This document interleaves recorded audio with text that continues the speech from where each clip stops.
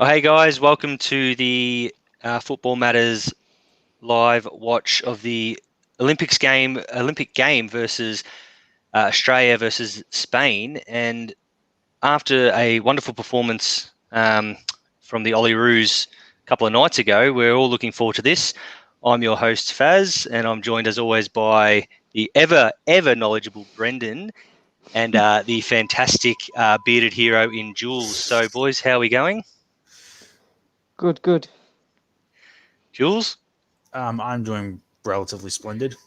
Yeah, I think it would be remiss of us not to mention lockdown. So how's lockdown going for you boys? For those who don't know, we are in Victoria, Australia, and we are currently in God knows what day of lockdown. And how are you guys getting through that? I have no life, so I haven't even noticed. Yeah. Brendan? It's pretty chill. Yeah. I'm a bit the same. I think the Olympics came at a great time to have that, to keep us busy with the lockdown. So basically, when we say, how do we see tonight?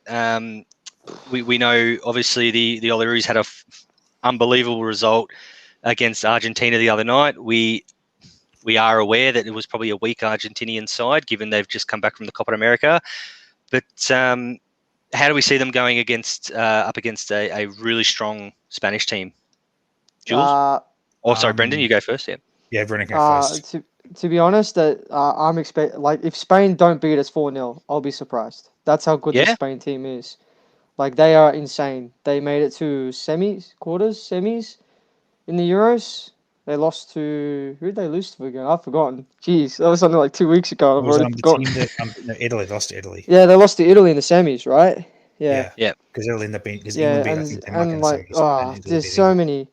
There's so many names in that Spain team that just make me think, who have Australia got to match up against them? And it's like, I don't know. So I'm going into this. I'm very not expecting much. So if Australia score, I'll be amazed.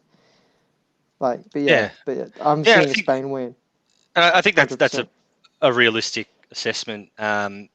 Hopefully, as a country and as a team, we didn't drink our own bathwater after the Argentinian result, which by all means was no mean feat. It was fantastic, but this is a different looking Spain outfit. Like this is next level as far as I'm concerned. Yeah, this is a World Cup. This is a World Cup team. This is a team Australia could have to face in a World Cup. It's a strong enough squad. Yeah, and I think that that actually brings me to one of my first points is we've got a question coming in, but I just want to raise my first point. You're saying this is a World Cup squad.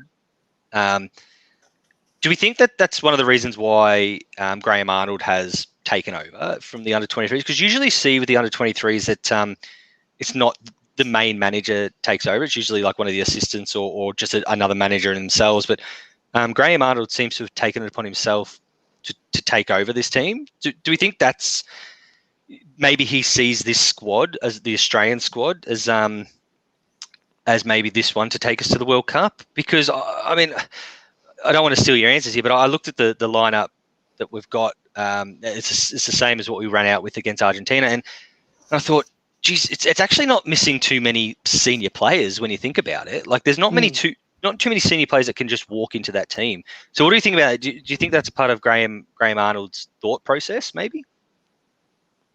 Yeah, I think it would definitely be on his mind, and it's always good to give the younger players a chance as well. It's not easy to break into any team as a young player. Even at club level, let alone for your country.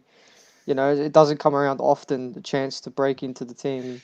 These sort of games are the perfect opportunities for these young players to break into Australia's main team. Like Thomas Deng is the captain of this under-23s team, and he's a leader. So I don't know if he starts for the actual Socceroos, but I know he's a good leader.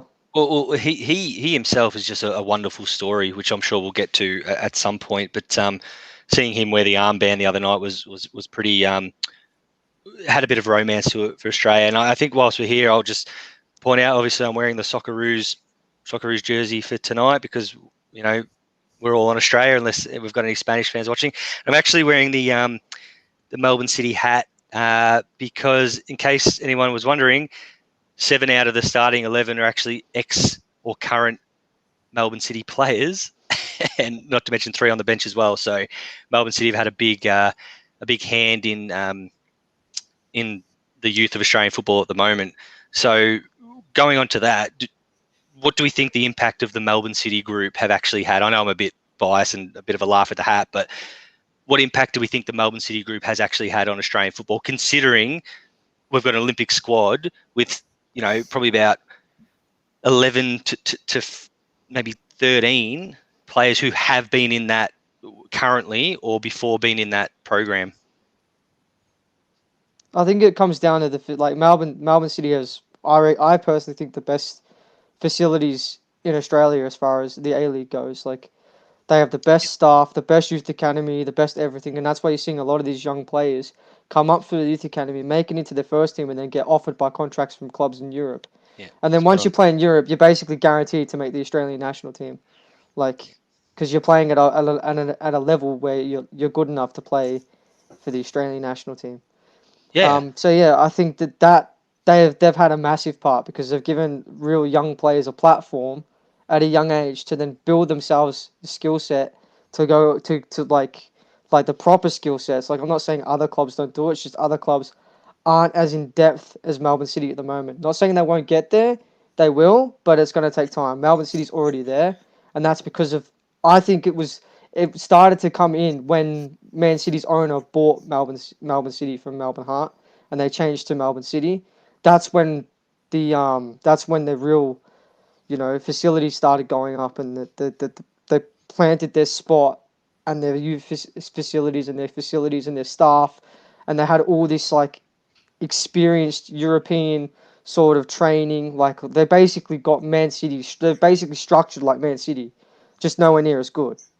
And that is vital for young kids in Australia going through that system, because they basically learn the European way in Australia without having to leave their homes and go leave everything, like what Tim Cahill did back in the day, to go play in Europe. They have it here if they go to the right club, and that's big. So that's probably why a lot of these players are from Melbourne City. Yeah, and I think you make a great point with what it's trying to build in Australian football, and I guess before we move on, we've got to just mention a few things. This shirt from League Tees, sent it out and fits perfectly, and everyone who's looking for shirts, jump onto League Tees. They're fantastic. And also, everyone's seeing me sipping here. Nothing will keep you up better than a bit of Blue Velvet coffee. So look that up and you'll enjoy that. So shout out to them. Beautiful. Now we've got a few questions here, a couple of tongue-in-cheek ones, which I like. A bit of fun before we get started. So we got one from one of our good fans, Luke Baniowski. Now I've known him for a little while now. He's one of the Polish legends. He's got a question for Faz. We'll be seeing Tim Cahill in X Match for Australia. Obviously, that's a bit of tongue in cheek, based around the whole we didn't take many senior players to the Olympics when you're allowed to have 3, and we didn't. And I love that from Luke, because really, should we have taken more senior players than what we did? Brent, Jules, I think you had a thing about this with the taking the senior players. Yeah. So with these Olympic tournaments, you generally allowed 3 players over the age of 23. Obviously, it's extended to 20. Obviously, it's been extended to 24 because of last year being completely locked out because of COVID. And with this tournament, Graham Marlin has decided, he could have selected 3, but he's only selected 1, and even then he selected basically an A-League player in Mitch Duke.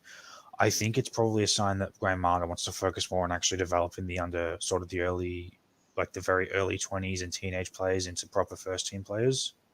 Yeah, because he could have selected Matty Ryan, and then thrown in someone like Mobile, and then maybe the third would be like an Aaron Moy or something.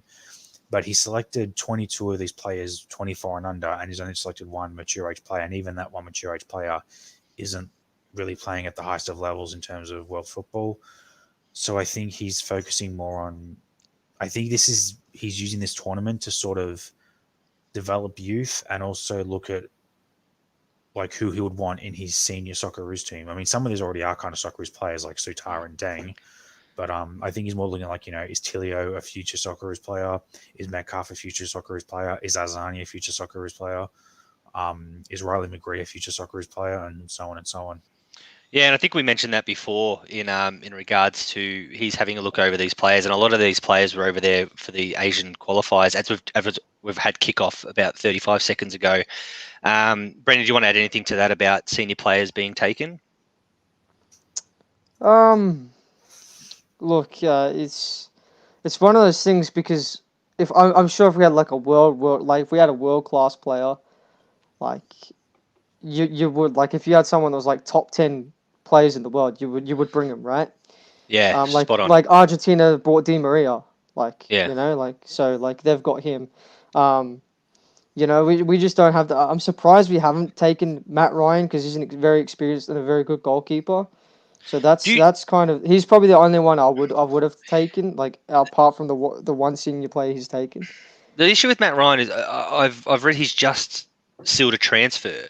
Yeah. So do you think maybe he didn't want to go because of that reason? Because the other thing as well is clubs not releasing their players for Olympics. Now, when it comes to World Cups and Euros, they actually don't have a choice. But the Olympics, the clubs actually have a choice to release their players or not. Given the fact the Premier League and all the other big leagues start in about 2 or 3 weeks' time, do you think, and we've just had the Euros, we've just had the Copa America. Do you think that clubs might have been a little bit hesitant on releasing players again for another tournament? I actually think definitely that would have been the case. Yeah, because if you're say the manager of so like if you're say the manager of, I'm just trying to think of an example of what would apply. If you're say say you're Jurgen Klopp, Bobby Firmino has just played in the Copa America. If he had been selected for the Brazil for the Olympics and for Brazil, that's 2 major tournaments just before week 1 of the Premier League. That's going to severely set back his growth into the first team. So I do think that would be probably a definite sort of factor. Yeah, for sure, I think so. And so that maybe why Matty Ryan, Mobile and etc. aren't in this tournament because like with Mitch Duke, he's in the A League and their season doesn't start, or is he left the A League? I'm not too sure. He might be in a tournament. He might be playing in a league where the season doesn't start for maybe another couple of months. So he would have that time to sort of. We all remember Mitchell Duke, playing for Western Sydney Wanderers and stuff. But he is. He's actually moved back. It says that he's still there, but whether or not that means he's back at Al Tawan, I'm not too sure. But you're right. I mean, as we're just seeing the first yellow card to Spain and a free kick in a good position for the Olyroos. We'll get back to these questions shortly after this set play because there's been some really good questions here. But I whilst to take this free kick, I do think you mentioned Aaron Moy, and I think maybe his move to China probably hampered any standing he had in Australian reckoning because he hasn't played football for donkeys. You know what I mean? Because of the whole pandemic. He doesn't get into their team, or what's the deal? Well, I just think because he's just lack of football, he just simply hasn't played. So how can he come into reckoning? Wait, are you saying that he isn't being selected for whatever team he plays for, or that the season's been shut down because of COVID? Yeah. So I'm saying the reason he's not coming into Australian selection is because he hasn't played for the team that's been shut down because of COVID. No, well, that's the thing. I didn't know that the Chinese league was shut down. I thought it was still going. Well, I think it started back up, but it certainly shut down. China haven't had many COVID cases since they had the worst of it because it's it broke out in Wuhan, but since it spread to the rest of the world, they've had very minimal cases. I didn't think it really disrupted them at all. Yeah, well, I haven't researched too much into it. Well, either way, when was the last time you heard the name Aaron Moy? Yeah. Okay, well, there's that. He's actually just dropped off the face of the planet. So, the free kick came to nothing. So we'll go on to more comments. We've got Josh here who says loves Tommy Deng so much. Well, I think that's a great comment. We know Josh is a mad Melbourne Victory fan, and obviously Tommy Deng played at Victory. But I think for all of us as Australians and what we represent as a country, multicultural and everything, the story of Thomas Deng is just superb. Refugee camp as little as 18 years ago, I believe. He was in a refugee camp fleeing war, comes to Australia. Did you? No, not me, my cousin. Oh, so your cousin. Sorry. Yeah. I just Well, thought, no, I didn't want to. I just thought I'd throw that in, but keep going. yeah. With Well, I think that's backstory. yeah. Well, no, it's great, and I think it'd be great to hear some stories from your cousin if you ever got a chance. But I think just the story alone of fleeing refugee camps, fleeing the war, coming to Australia, and then not just getting into the Socceroos, but captaining us He was in a born in tournament. Sudan, right? Was it Kenya? Yeah, Kenya, I believe. Okay. Yeah. He's played 15 games for Shanghai, Aaron Moy, since he signed in 2020. Yeah. So he's so Thomas Deng was born in Kenya, and he's made a very good career for himself for Australia. But yeah, Aaron Moy, like I said, off the face of the planet, I wouldn't be surprised if he comes falling back to the A-League at some point. And a set piece from Spain here, just outside the box. This will be interesting to see Australia's setup. The refs obviously looking at the lines. They're going to come in, and we'll get back to Thomas Deng in a minute, because I think it's a story we just can't just brush over. Taking a while here. Crossed in, nothing. In fact, that man Deng, great, defensive work, clearance. Yeah, so I think his story to become captaining Australia at Olympic level, maybe that's a future sign. He might captain us at a World Cup or an Asian Cup or whatever. But I think it's a great story, Brendan. Oh yeah, he's incredible, and I watched him live at a number of Melbourne Victory games before he got his big move to the J League, and he just throws himself he'll literally die trying to win the ball at the back. Like, that's the sort of defender he is. Like, he'll just throw his body in the way, whether if he gets knocked out, concussed, injures himself, he doesn't care. He just wants to protect the goal and do whatever he possibly can to protect the goal, and that's something that.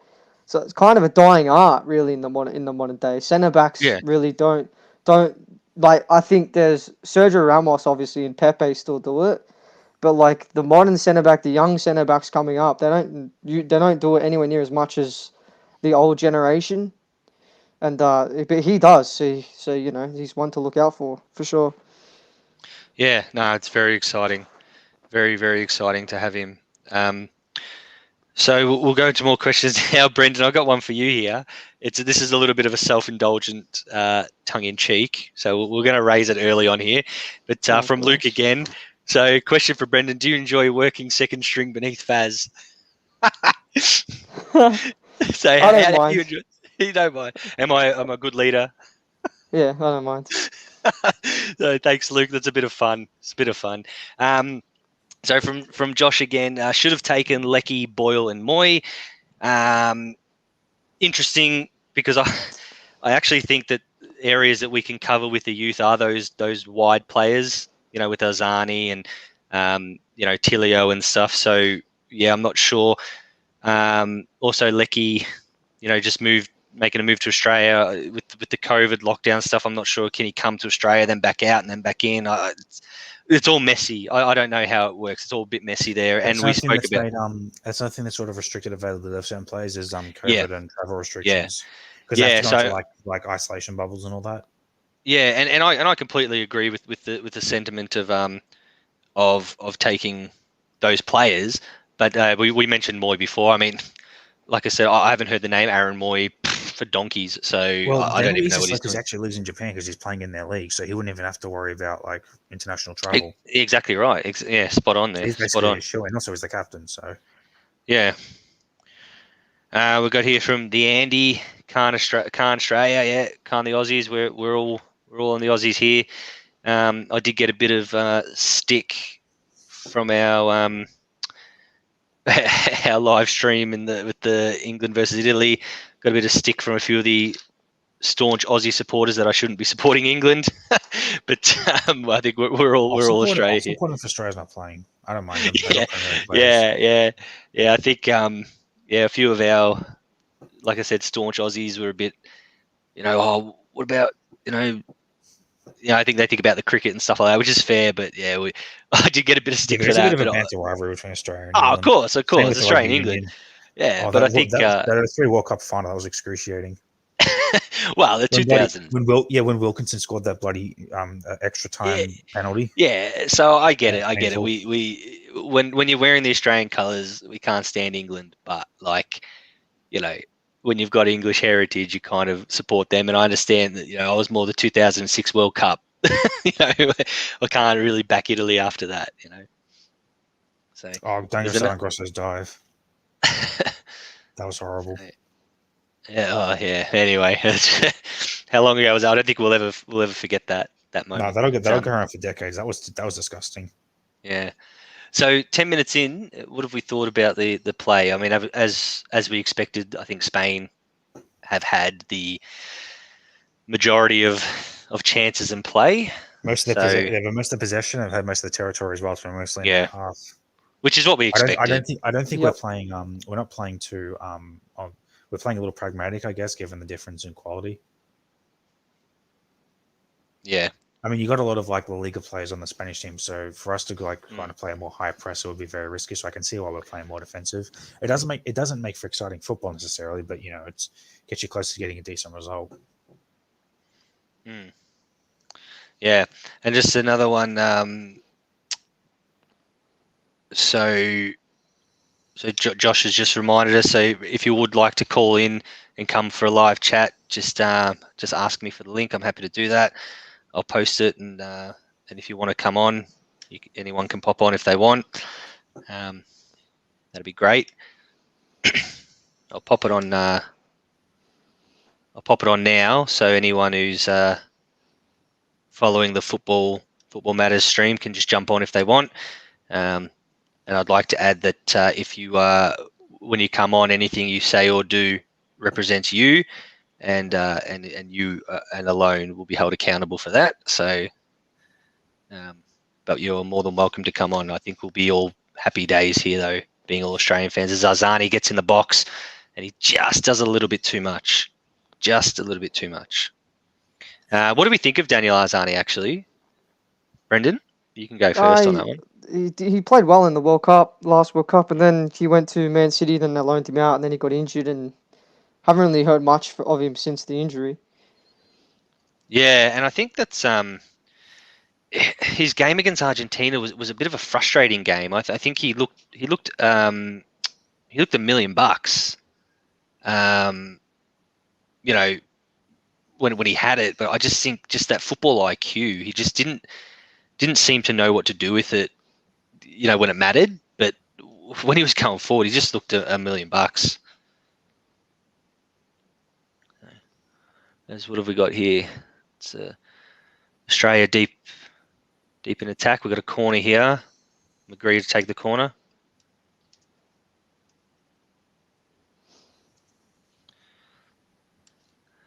Looking obviously for the big man Sutar. So McGree crosses it in, and it's a pretty poor cross, really. Pretty poor set piece. As the keeper claims it, and the referee's sent. He's not happy with a bit of contact here. Well there. I'm sorry, I'm like a minute behind where you are. Number 10 for Australia. Australia. Is that Jean Ryu? Yep, Jean Ryu. Yep. Yeah, he did. Oh, sorry, I'm at about I'm just at like the early 13-minute mark. He did well to sort of win that corner. Yeah, now, he's an interesting player, Jean Ryu. Another from the City Football Group, Football Factory, as we like to call it, who obviously left Melbourne City and went to Macarthur for more opportunities. And I think he had a relatively good season for them. Straight at the keeper, that wasn't good at all.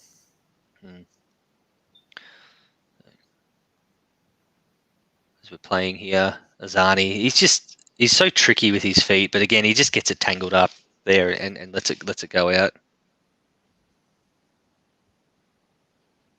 Well, we've done better than what I thought would be 1-0 down after 15 minutes.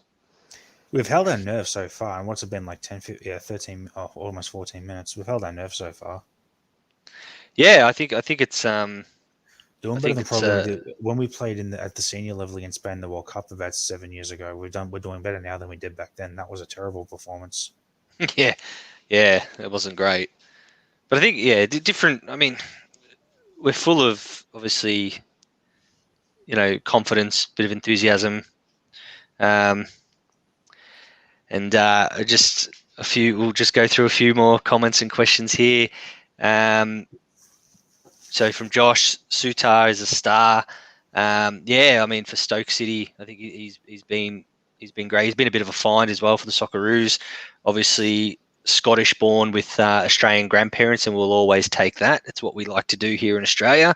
We're more than happy to take him. So anyone who's got Australian grandparents, make sure you get on. That's and how we got Boyle, isn't it? Because he had like he was Scottish born as well. But he had like Aussie parents or something, so we just took him as a national. Yeah, exactly right. So from Richard, The other way, Joel almost went to England back in the day. Yeah, well, that's exactly He was right. scouted by the England He was scouted by England selectors, but we ended up just going to the Socceroos. Yeah, no, exactly right. His dad was actually born in England back in like the 50s or something. Yeah, and I think you see a lot of those things happening. So from Richard, we're always happy to accept any positive comments and feedback. So Faz, you always look $1 million. Thanks, mate. I don't feel $1 million right now. They got him behind way too easily there. But yeah, we appreciate that, Richard. So Josh, Brendan, what are your thoughts on Pedri? Pedri's, honestly, I haven't seen much of him apart from the Euros, but he's a lot of Spanish journalists are saying he's the next Andres Iniesta or the next Xavi, and he also he also plays for Barcelona. Whether or not he'll break into their first team after that Euros performance next season, who knows? But yeah, no, he's definitely one for the future. Yeah, spot on. I agree. Like he had like something like for the whole Euros, he had like a 96% pass rate for the whole Euros. Like that's ridiculous. That's absolutely ridiculous. Is that pass accuracy? Yeah, 96% for the whole Euros. That's just It's where you want to be. Yep, that's about right. When you're a centre mid, that's the one stat you care about: the pass accuracy. Exactly right. So just a shout out to anyone watching. If you want to give us some positive feedback. I'm at 1635. We are, Jules. Thanks, but again, I think you're a little bit behind us, but that's all right. Well, I'm just saying what I'm saying. I can't because of this way this thing works. I can't fast forward. Yeah, no, it's all right. All good, man. So I'll just say if anyone wants to give us some positive feedback, that'd be great. We've had a few. It's fantastic. We love everyone's questions and jumping on. Josh, again, boys, let's talk about Barcelona and their current situation. Well, I'll let you take that, Brendan. You're the expert, our Spanish expert here. So. Well, I know Messi signed a new contract and he's taken a 50% wage cut. Wow. Wow. Yep. So he's not going to Man City. Thank goodness, right? Yes. That would win them a Premier League, right? So mate. We're happy he's staying at Barca, and just it shows how much that club means to him if he's willing to take a 50% wage cut, although it means nothing. But apparently Barcelona are striking down on some of their players. They're finding a lot of their players. I don't know. In what regard? Like, why are they finding them? What are they? There's a crisis going on, and I think they're going bankrupt too. So there might be they're really struggling, Barcelona at the moment, which is probably why them and Real Madrid wanted to create the Super League, because they need the money. Yeah. I don't know what happened to Barcelona's money, because it was only less than 10 years ago when they were like prime. Or maybe just over 10 years when they had Ronaldinho and Iniesta and Xavi and Eto'o and Henry and young Messi and all of these star players, Carlos Puyol, Victor Valdez. How do they go from that to basically borderline struggling for money? It doesn't make sense. It honestly doesn't make sense. I think Josh mentioned that as well. Griezmann on 700 grand a week is ridiculous. So most of their average players are on 100k. So I think that's that's a lot of money. And as we just answered that, who decides to pop on? But Josh, how you going, Josh? Thanks for popping on. What's going on? I don't know. In my room. Yeah. I'll tell you the situation with Barca that I've been watching it all day. So apparently in La Liga there's a rule where you can only use the money 50% of what you make each year on transfers and stuff. That's hence why they're going for free agents like Depay and Aguero and stuff, but they have to make $2 million clear before they can register Depay and Aguero in their wage budget. So they basically have to get rid of $2 million, which basically, if you look at what their players are on, is most of their players. Like you've got Griezmann, who's on $700,000 a week, which is definitely not worth it. You've got, I think their average players on like $100K a week. So they've put they've put Umtiti, Coutinho, Dembele, That was terrible. Griezmann. But yeah, they're going to make $2 million in a week. They've got to clear $2 million before they can register the other players. Oof. Which puts them in a sticky situation because you think about it, that means they're going to delist players because, bloody, no one's going to pay $700,000 a week to Antoine Griezmann. No one's going to pay $250,000 to Umtiti. He's not worth it, So that means they've either got to delist them or sell them for undervalue. And if they delist them, the player can basically say, "No, I want to stay," which most players would because if you're why on that wouldn't you for money, that type of money? So it puts Barcelona in a really sticky situation, and it's not good to see that, but it's kind of a suck shit. You've been just paying millions of dollars for each player. Like you buy basically every team players and they never play. But yeah, it's they're lucky they kept Messi because you think of it, they lost Messi. Like I said before, they need to use all their basically what they make to as revenue, and if they lose Messi, they're not going to make anywhere near as much revenue as they did. Yeah, well, everyone will buy the Yeah, Messi what are shirts. our Yeah, he's the GOAT. Yeah, true.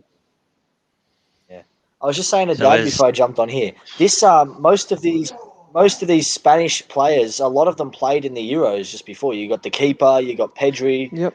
Yeah, we spoke Pau about that Dani earlier. Olmo. half of them- Yeah, it's annoying. It's a very good team. Yeah, this is And a we're doing this is alright. a Spain team that would do rather well in a World Cup. Like this Spain team would make it out of the group stage in a World Cup, 100%. Yeah. Yeah. All right, You know so who I we'll was go. disappointed not to see? Yep. Noah Botic. I was disappointed not to see Noah Botic in this squad. But Brendan, I don't know. I didn't hear if you answered the last question. Do you know if Ansu Fati's in this Spain squad? Don't think so. I'm pretty sure he's injured. Yeah, I thought so too. So we're just watching Azani Yeah. do what he does. He's inside the box now. He just crosses. No one there to finish it, but it's a great piece of work there from Daniel Azani as per usual. Now we've got another question here from one of our actual fan favourites, regular watcher in Mitch. Jim Faz, great to see another exuberant performance by you in the host chair. Thanks, mate. Charismatic as always. Well, I wouldn't say that, but cheers. I appreciate the kind feedback. We're always welcome to kind feedback here, guys. I've just crossed from the basketball and love the heart and soul Paddy Mills has playing for his country. Yes, we love Paddy Mills, the flag bearer. Fantastic and a great win by the Boomers. Do any of the lads from the Olyroos match that sort of love for their country? What an excellent question. Before we get this is an amazing question in itself because it's something we might have, really questioned about Socceroos players in the past. So I know Josh, you just said Thomas Deng, and I agree. But who else in the Olyroos squad really matches that passion to just play for the country, that real drive? Suter. You reckon? He's reckon. Scottish. Well, maybe not in the Scottish. Olyroos, but for the Socceroos, yes. But he's Scottish. He's not even Australian. Like, I know what you're saying, but maybe that's just the type of person he is. I think the answer is the answer is clearly Deng. I mean, for what this country's provided him and his family. I mean, he obviously loves the country and what we do, and what he does for us. But I actually think that's a great question from Mitch because I'm not being funny. I mean, sometimes it is hard to find. Is there a player that you can confidently say would bleed for the country when they've got the Socceroos shirt on? Tim Cahill was probably the last player. Tim Cahill. Well, you got to think of it like this. Scott Chipperfield. Chipperfield was like that, Yeah. Sorry, You got to Josh. think of it like this though. Like, if all these players got I don't know, just say they could all play for England, every one of these players, and England said, "I'll come play for us in the World Cup or play for Australia."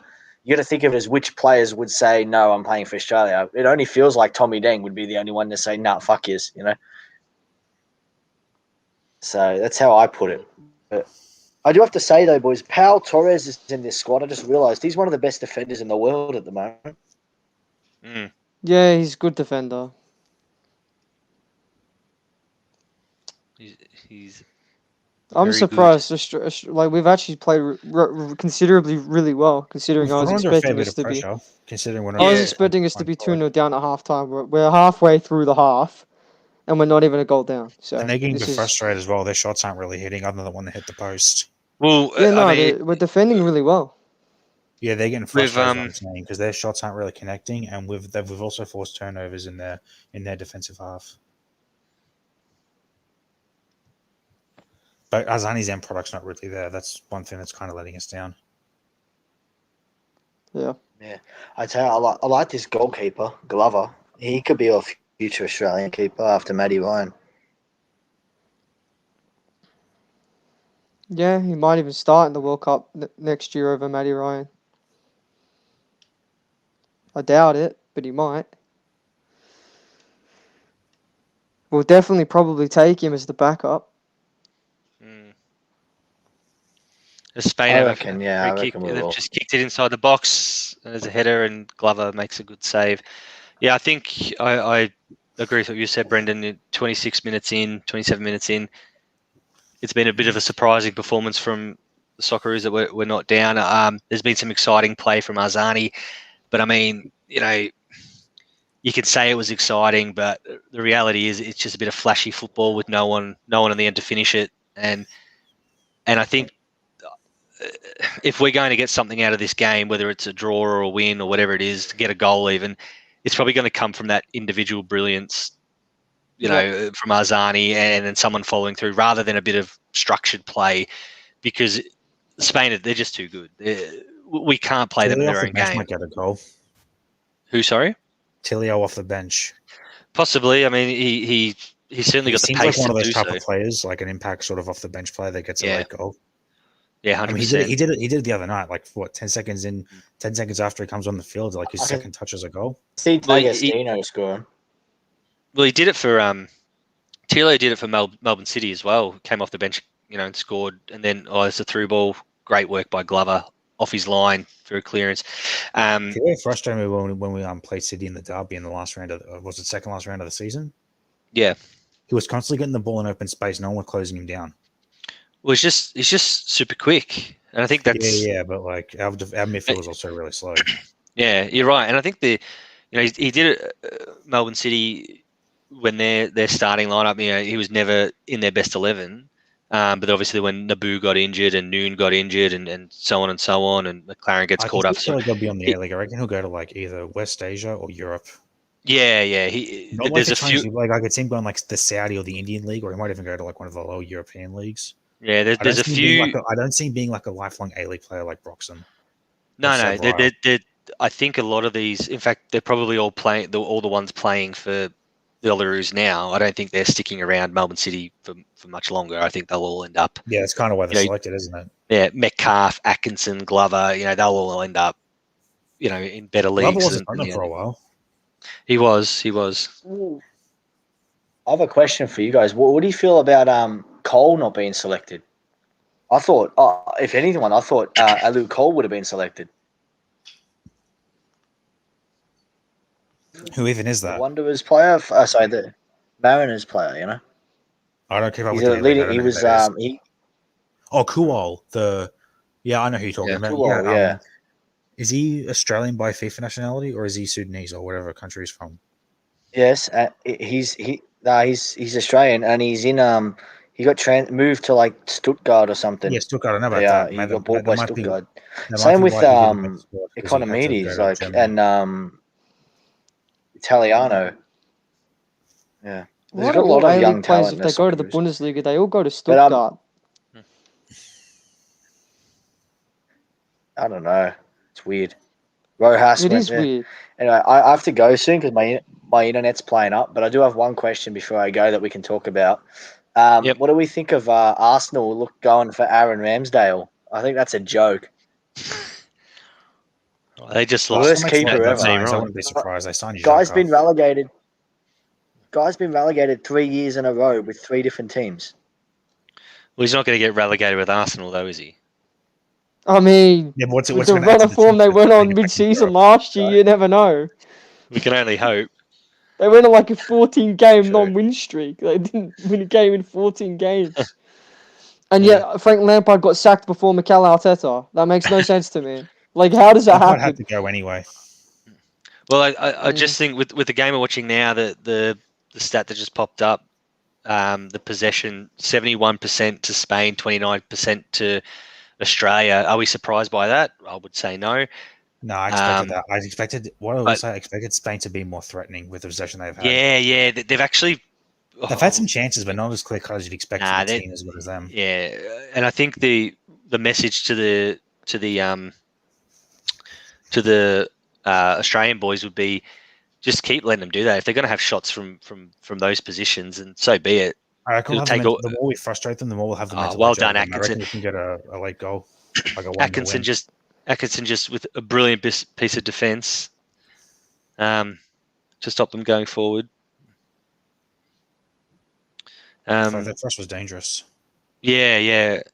So I was watching from him, but I'm at 30-57. That was a dangerous press from Spain. That cross went nowhere from Duke.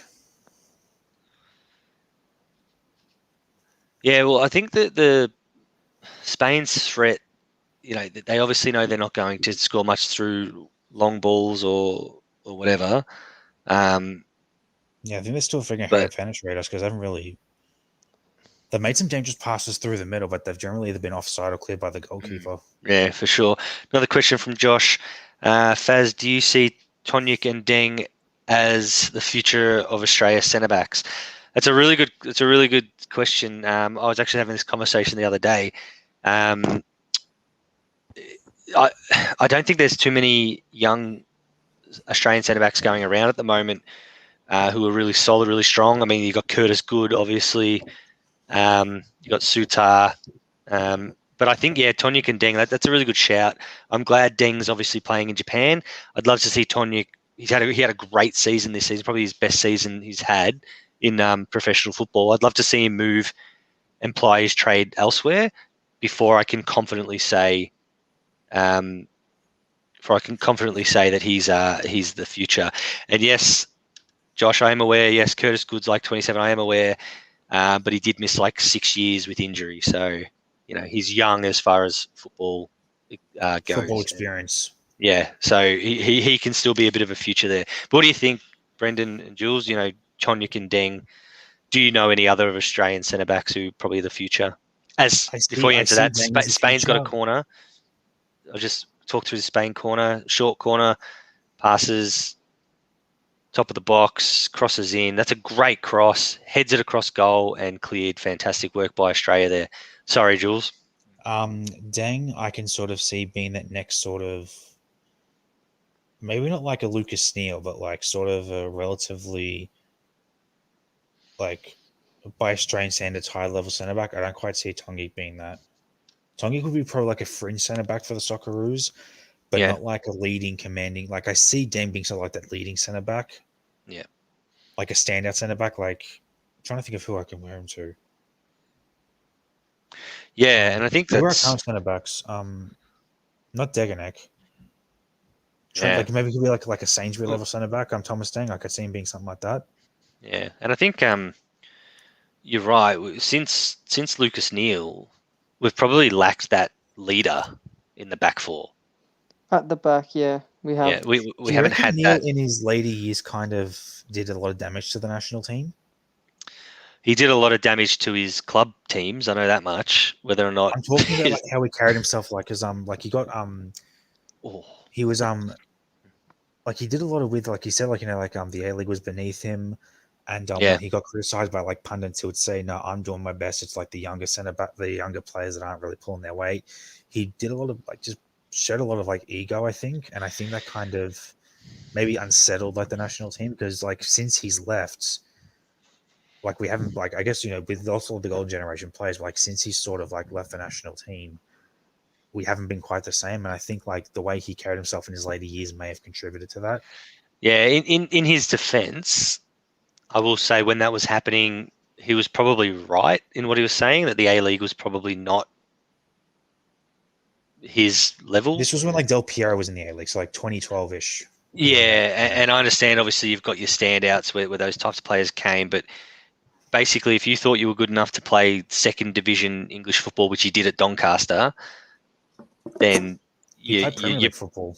Well, he did, but when he was released from Blackburn, West Ham, Blackburn, he was still like a championship level player. Yeah, and so I think he backed himself to play there rather than the A-League. So, but I just think on a national, I think you're right. He did. I think his ego and attitude just did more damage than like. Yeah, correct. But I think if you're just talking about a 90-minute, like a 90-minute game, we have lacked that, that leader in the back for quite a while. And you think about Spainer in the box, crossed in. Great defense by Suter. All this went down during those consecutive 6-0 losses to Brazil and France. So like just before the 2014 World Cup. Yeah, and I think and that's when like Neil was kind of past his prime, and we didn't really like a lot of our golden generation were either gone or aging, and a lot of the younger centre backs coming through weren't particularly great. Yeah, but I think if you look at the 2014 World Cup squad, I don't think we had a particularly good defense like at all. Well, you look at the leaders that we had, and whether it was Schwarzer, Neil, Chipperfield, Emerton. We had we had leaders all over the park, and that's why it was the golden generation. Not so much about ability, but they were just leaders. Leadership as well. That's they were just leaders everywhere, and I think we've just lacked that. Any one of those could have been named captain of the country, and you wouldn't have questioned it. Now it's like, you pick. Yeah. So. We've got another question here from Mitch, one of our fan favourites. I'll get to that in a second. We'll just watch this Spain free kick as they've set up. And I think Spain has started to really, tighten the screws a little bit now in the last 5 or so minutes. That some good chances got deep in the box, but Australia are defending magnificently. As, the free kick... I'm surprised we've held together. Generally, when the either under 23 or national or senior level, when Australia plays these sort of high-profile European, South American teams, we usually just fall apart completely. We've actually held us together here. Like remember the 4-0 against Germany, the 2 6-0s, 3-0 to Spain, 3-0 to 3-0 to Spain, 3-2. The cross comes in and it's just headed out again. But here we've actually held ourselves together very, very well against. Yeah, we have European semi-finalist. Yeah. With a lot of La Liga players to boot. So a question from, again, one of our fan favourites in Mitch. What impact has the Manchester Football Group had on Australian football? We spoke about that briefly, but I think it's a good I want to add one to... thing in because I didn't actually address that initially when it came up a few minutes ago. Yep. I think it's actually, in a way, filled the void left by the Australian Institute of Sport. Yes, that's a wonderful point. Mark Viduka was very critical. He expressed like a very high level of disappointment that had been closed down when he talked about how like football in Australia is run by bureaucrats, not by actual football people. I think the City Football Group, like looking at how all these City Football Group players are being developed well, and again that sort of European level treatment, not within Europe, and it's getting placed to the Olyroos. I think sort of helped fill the void that was left behind by the Institute of Sport. Yeah, Jules, I think that's a wonderful point. We could actually looking at we could like I don't want to get too far ahead of myself, but 5-10 years down the road, we could have like another sort of goldenish generation. And what I mean by that is a team that maybe like finishes second in a group stage and then gets knocked out. Not a team that wins a World Cup, but like, but a golden generation for us. If you look at that sort of like 2006 World Cup, like we could have another performance like that in like the 2040s or the 2050s. Well, it's the 2030s, 2040s. It's quite funny. I was actually having that conversation the other day about the impact that the Manchester Football Group had, and I said, we are looking at another generation, a golden generation, and is it these players on the field right now in a world, let's say 2026 World Cup? Are these the players that are going to get us out of a group stage? Who knows? But the reality is they got the best coaches, the best facilities in the Southern Hemisphere. obviously, yes, I go for Melbourne City, so I am a little bit biased in that regard. But anyone who knows football and has half a brain has realised that the impact, we would not be sitting here right now with these players performing the way they are if it wasn't for the Manchester Football Group, and They that's wouldn't and even be in the that's Olympics a in fact. the first place. Correct, correct. Remember, 2012 and 2016, we completely missed the Olympics. Yeah, and we used correct. to choose, we were proactive or something like that. Like we were just really setting from mediocrity. But so in that regard, in answer to Mitch's question, what impact?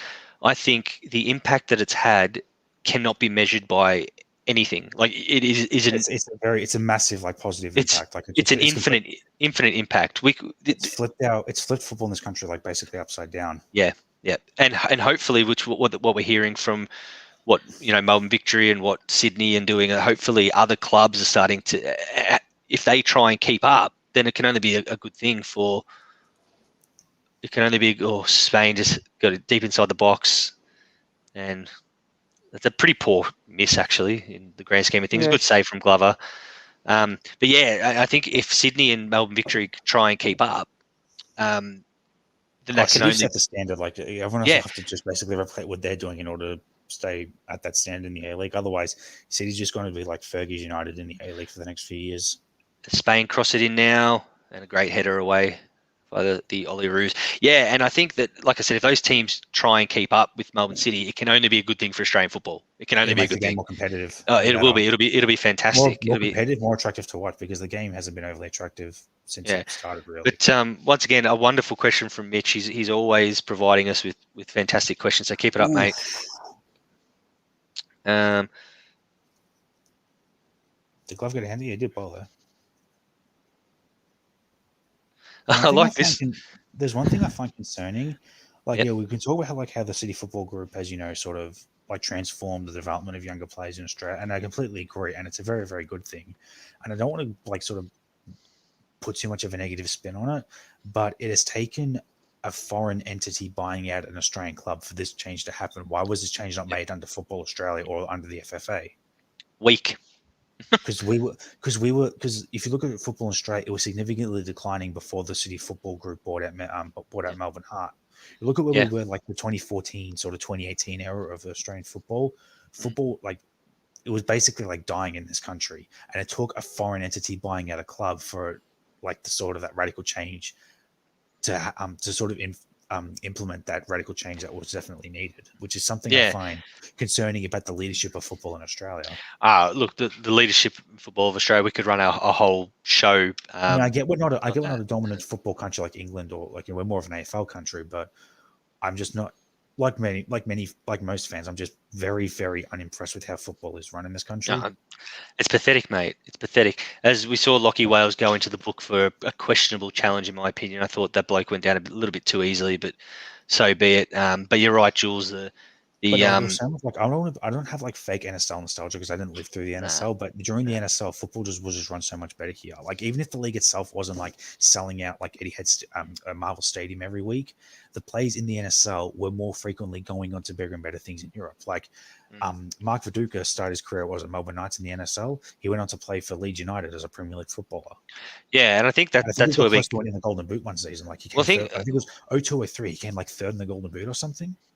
When do you see the Australian striker doing that now? You don't see it. Well, yeah. And what we saw with Melbourne City winning the championship? I think they were the youngest championship team to ever win.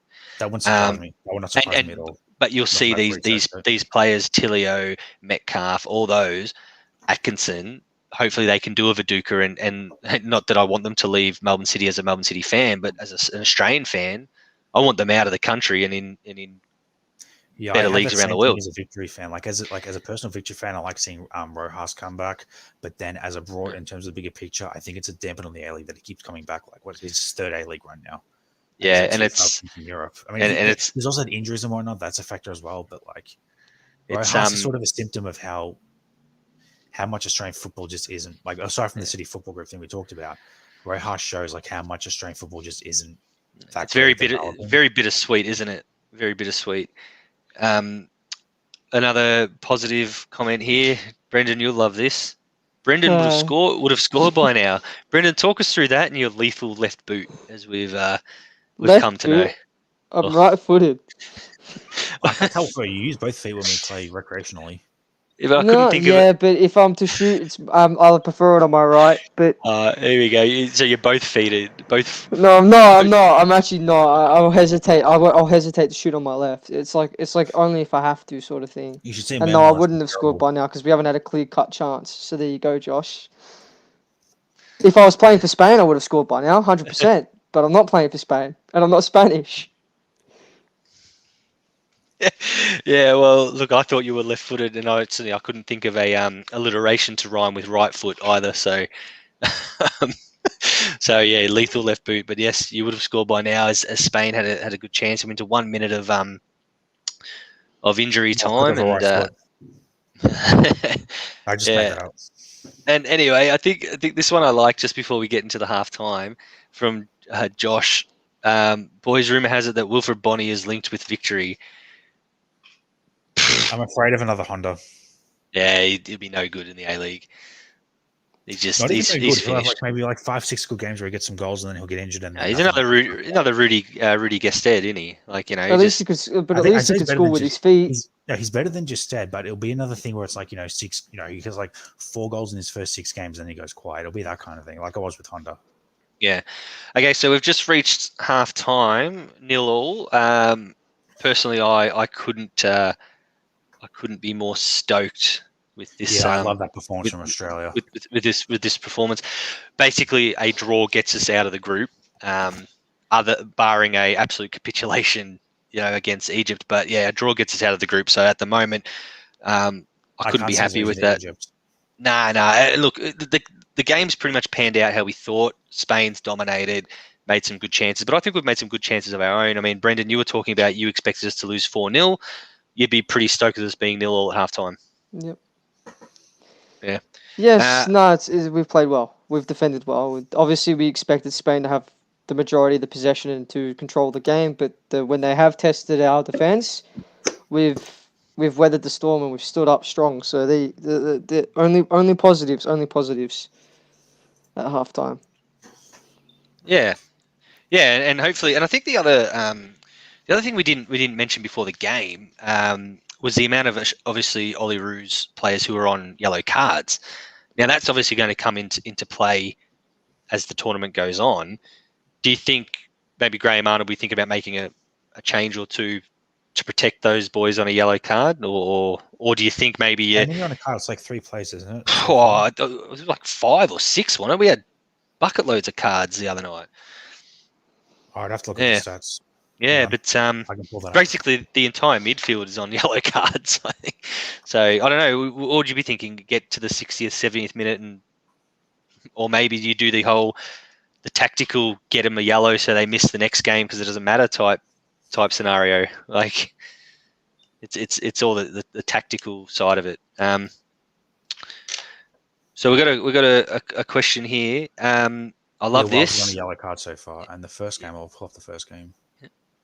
Yeah, I love this. Good question here from Corey. I know Corey is a wonderful listener. I think one of the blokes who gave me a bit of stick for supporting England in the England-Italy game. So shout out to Corey. I'm all Australia at the moment.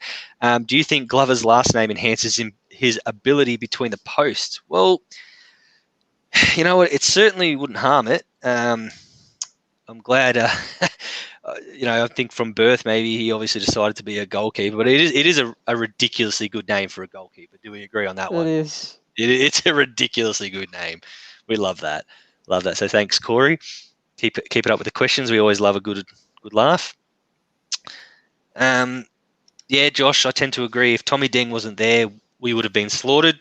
I tend to agree. I think not just Dengi himself, but I think the entire back four have been phenomenal. I think Atkinson's put a few good stops in there. Sutar's just a beast. There's not many players who's gonna beat him in the air or with strength. So I think the entire back four has been fantastic. Would you agree, Brendan? Yeah, the back four's been the best. They've been doing the most work, and they've been solid. Everyone. Atkinson made a number of good interceptions, blocks in front of the goal, front of the near post. Deng, one time I noticed Deng's presence on, I think it was Spain striker when he went for the overhead kick. where because Deng was right on his back, it really put him off the shot as well. So yeah, it's only positives to take from the whole team. It'd be nice to get our midfield more involved because I know McGree, when he was in the A-League, he was crazy good. Like, he was crazy good in the A-League. Mm. So, I know what he's capable of. I saw him score 2 past Melbourne Victory live. Oh, I saw days. the scorpion kick he scored for Newcastle against Yeah. Melbourne City. That was ridiculous. Absolutely He's ridiculous. a good player. He is, and I think he's applying his trade at Birmingham, which is pretty good.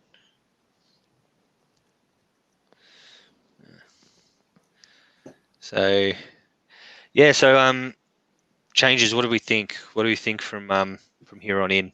I'm thinking bring on Tilio. He'll be the X factor. Would you bring him on now, or wait till a little bit into the half? I'm thinking 60, 70 minutes.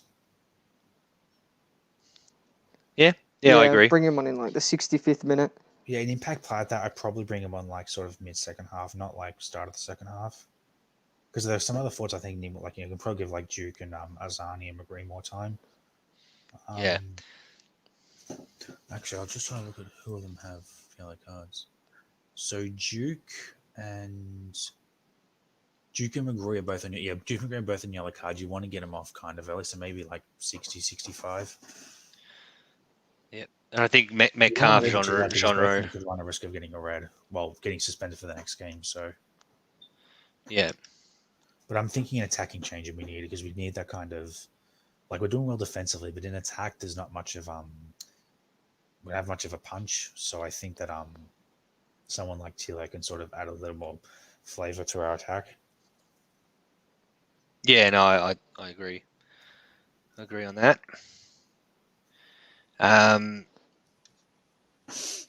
So we're looking at some other questions. We've got from Josh, bring on D'Agostino for Duke. Yeah, I think maybe Duke a bit of a rest. Yeah, 67th minute, maybe bring on him. I love this one from Mitch. Loving the chat, lads. Bit of a segment idea for the next show. I'd love to see a kickoff between Faz and Brendan's lethal left boot at the local park. Think Brendan would definitely have Faz's measure. Well, I don't know about that, Mitch. We don't like to talk about our past glories, but everyone knows that Faz was a bit of a champion back in his day. But yeah, I think Brendan's left boot might have me covered just quietly. I've seen him score a bit of a worldie before. Was it a worldie? Mate, well, I'll call it a worldie, but nah, look. At least the full stands it was a worldie. But I guess it's a good chat. It's a good chat. Would my dirty Faz tackles beat your lethal left boot? What do you reckon? No water in this. There's only one way to find out, isn't there? Well, all right, sort it out. After lockdown, we're on. We're on. Yeah, love it. Great, Mitch. Thanks, Steve. Keep it going. I love that. So, I guess with halftime obviously on and the second half approaching, looking at the Premier League starting in a few weeks' time, any transfers that have really caught your eye? The transfers, or transfer rumors. I heard South to Liverpool. I think it's like the midfielder, but apparently that's being kibosh because apparently he's gone somewhere else. Like he's going to I think he's going to some other La Liga club, so it won't be on to Liverpool. Other than that, I've heard Coutinho back to Liverpool, but I don't think that's really happening either. Ben White has officially signed for Arsenal. The usual, Kane to Spurs. Yeah, I saw. The usual like Kane to City and to Chelsea. It's always the usual. Harry Kane will not come. There's no way Tottenham will sell him to a rival club. If he's going to go anywhere in the Premier League, it's Man City. Yeah, but I think was it Ben White? Was 50 million? Yep. That's what making a national team does to your price. You make a national team, your price goes up 30, 40 million. Ben White was signed by Arsenal. It's confirmed. It's done deal. Confirmed. Okay. Yeah, it's done deal. So tell me, tell me, I'm not being funny, but if he's worth 50 million, what the hell are West Ham going to get for Declan Rice? Oh, you Like, should get 120. 120 easy. Seriously. Easily 120 million for Dex. I read No, reports saying 60 you'll set million. you'll set a record Nah. fee with Declan Rice. Oh, when I saw that Ben White, and this is no disregard, mate. He's a good player. Yeah? Like Yeah. he's a gun player, but he's no Declan Rice. And 50 million, mate. It's because he's English. Yeah. Yeah. We'll have a He's we'll have a centre-back, look. right? Right back, centre back. Yeah. That's like for a defender, 50 mil. Yeah, he'll be good. He'll be good. I He'll mean, be Van good. Dijk was 70 mil, but Yeah. We'll go Josh Sancho to United. Pfft, Yeah. mate, we hear that every transfer window, but yeah, I think it's actually happened, hasn't it? yeah, it's It's happened. right He's, on the doorstep he's, of now, he's isn't it? posted a video. It's done. It's done. About Sancho's time, yeah, mate. it's- It's about officially there. it's about 5 transfer windows. No, in a he's row done the where- medical. All that's Yeah. done. He's held the Yeah. shirt up. He signed the contract. It's Oh. done. Good. So I so if I go online right now, I'm going to see Jadon Sancho as a Manchester United player. Yep. He's hope he worn the flops. shirt. He's posted a video. I hope he flops. Yeah, it's confirmed by Manchester United's own website. Yeah, he's definitely a United Daka player. to Leicester was quality. That's a great signing by Leicester. As usual, they Yep. absolutely take the piss, Leicester, when it comes to signing. Who'd they sign? Harry Kane, Daka. We spoke Daka. about him a few shows ago. Yeah, he's a good signing. Harry Kane to West Ham, Is please, this one please. Patson Daka? Uh, Plays for Zambia. Yeah, I got him. Yeah, I love this one from Adam, who's one of our loyal listeners, as well as Mark Viduka still playing. I wish we could bring Mark Viduka off the bench. He's the missing link. I love that He could stuff. teach Forge a thing or two. He could teach McLaren. Oh, a thing or mate. two. He's next level. So thanks, Adam. He's one of our loyal listeners. I know he tunes in every show, so keep it up, buddy. Yeah, but I love those.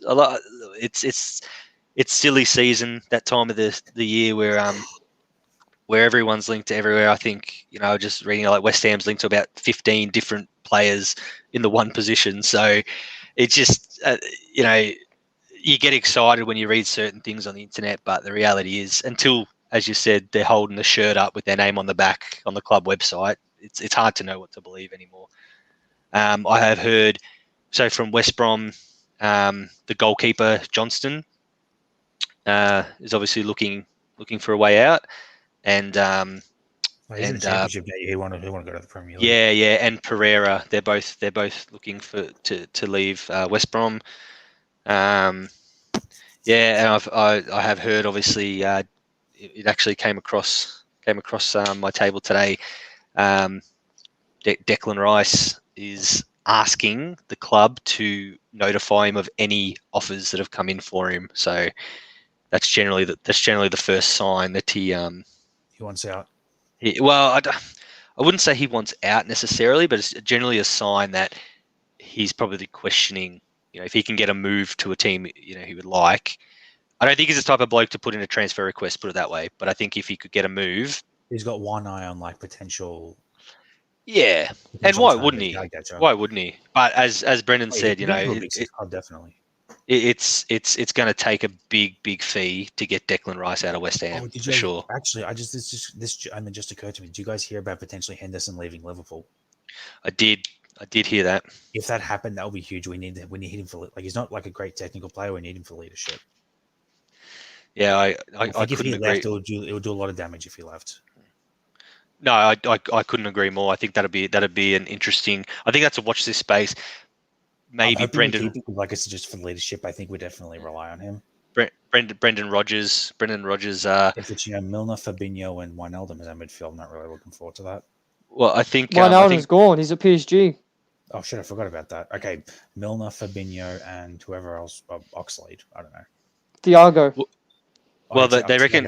Yeah, probably Thiago. Oxlade-Chamberlain's probably going to leave on loan. Probably going to leave on loan. It'll probably just be Thiago, Fabinho, and Milner. Which, well, I think doesn't sound pretty great. Brendan Rodgers would have his claws well deep into Henderson. Another one here. I love this one. We always love a good laugh. Reese, another loyal listener to the show. I know he tunes in every single show.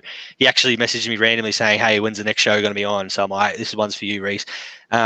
will there be a better looking Australian player to ever play the game after Bresciano? Well, Marco Bresciano, he's actually the opposite of Jules, bald head and clean Yeah, shaven. looks So like he's from the future. yeah, no, look, we all loved Bresciano. He was.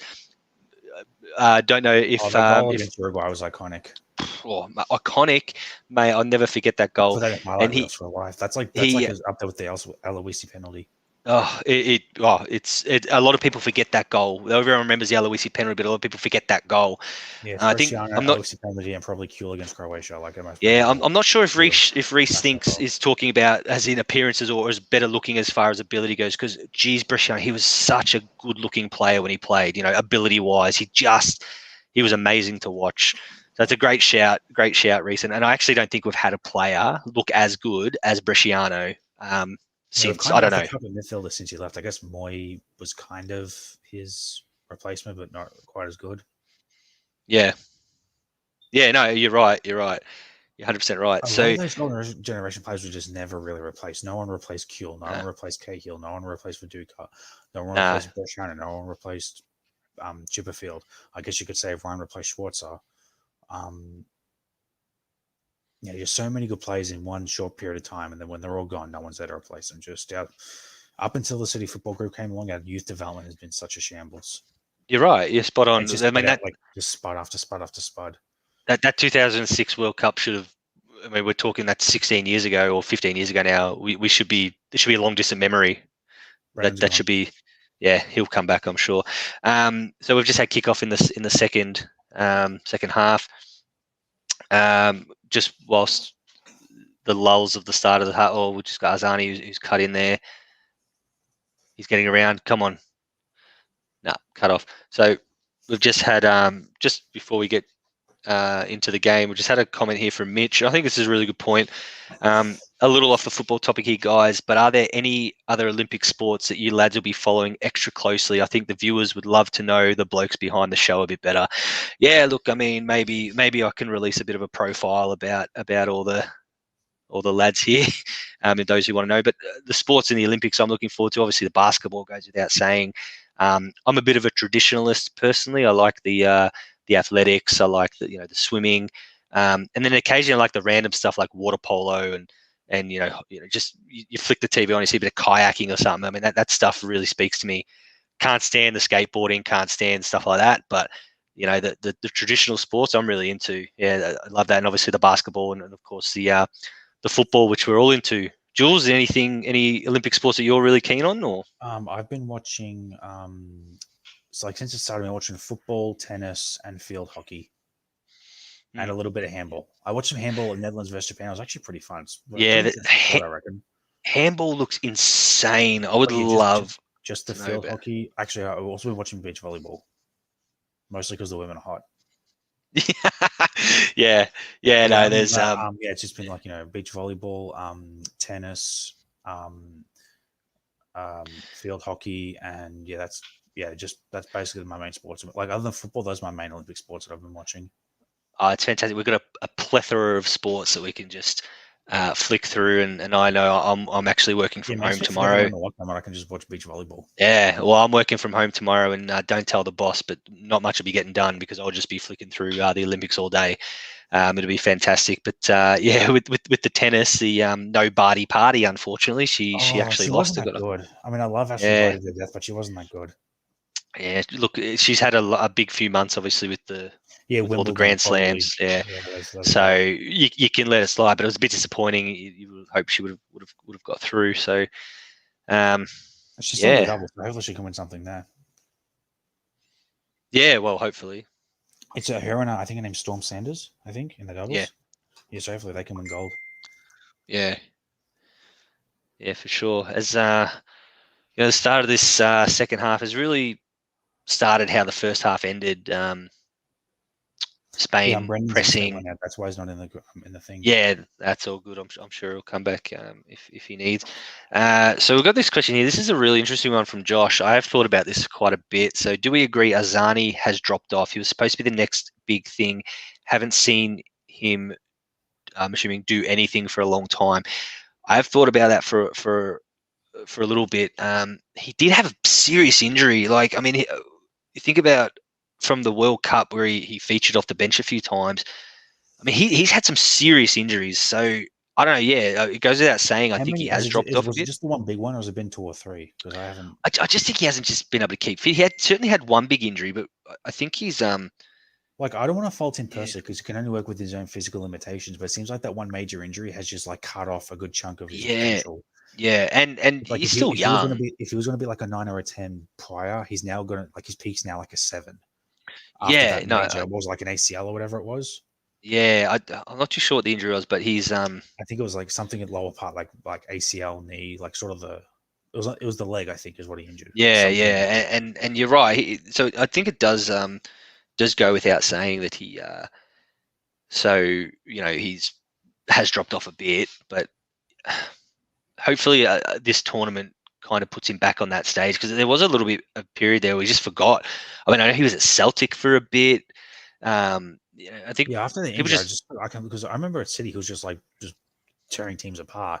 But then since he went to Manchester City, got loaned down, then the injuries happened. I never heard of him. I would just look on the internet every so often to see which club he's playing at. It's like, oh, now it's at Celtic, now he's at FC Utrecht, now he's at this club. So it's disappointing to see such a potentially just great career kind of shorten itself because of an injury. It's really disappointing to see, I think.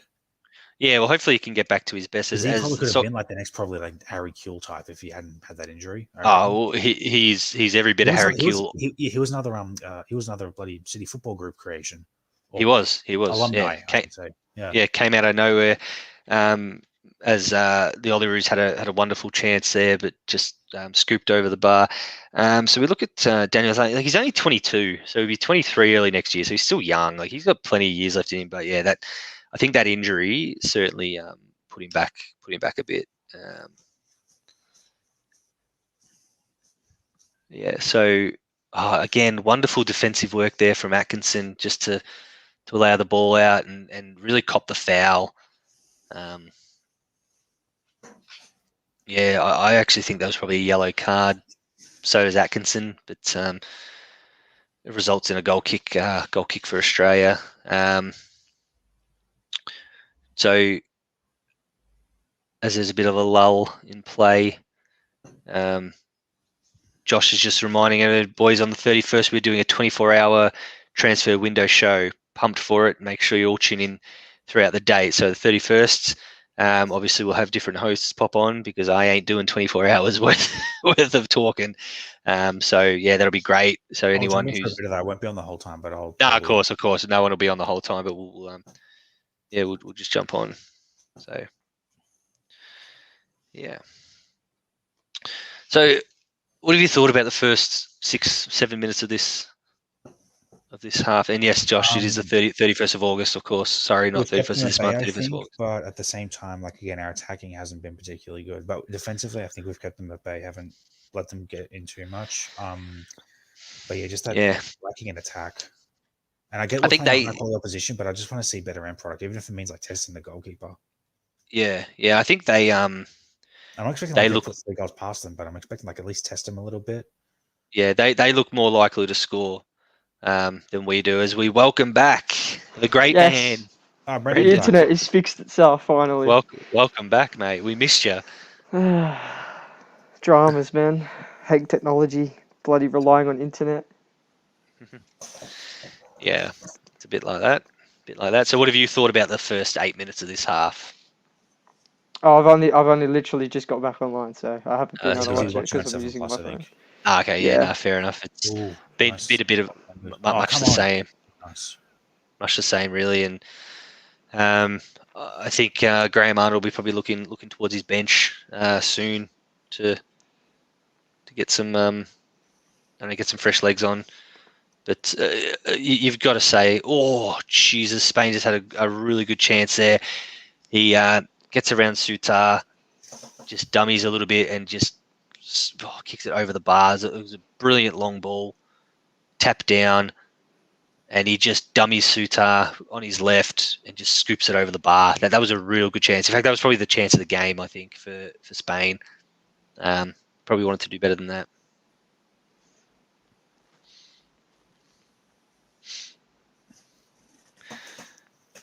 So yeah, but I think we can all agree that barring an absolute calamitous last 30 or so minutes, it's been a pretty impressive first 55. I mean, this is this is more than what I expected for sure.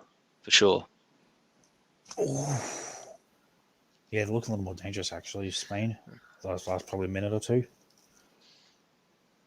Oh, that's a free kick. Good long ball. Drag the shirt.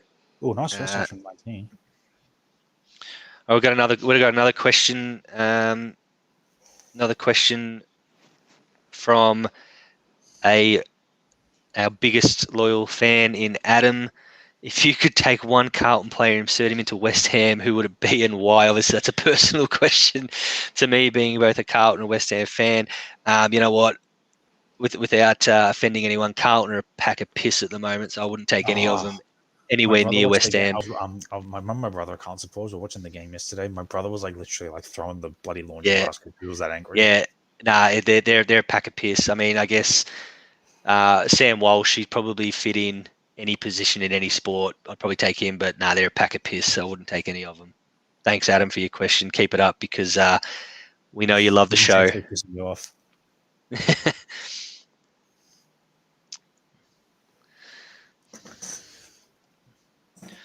All right, so Socceroos seem to be, or the Olyroos. I keep calling them the Socceroos. I hope no one really minds that. Just but used to saying Socceroos because they're yeah. I'm sure we're not going to get. They're under 23.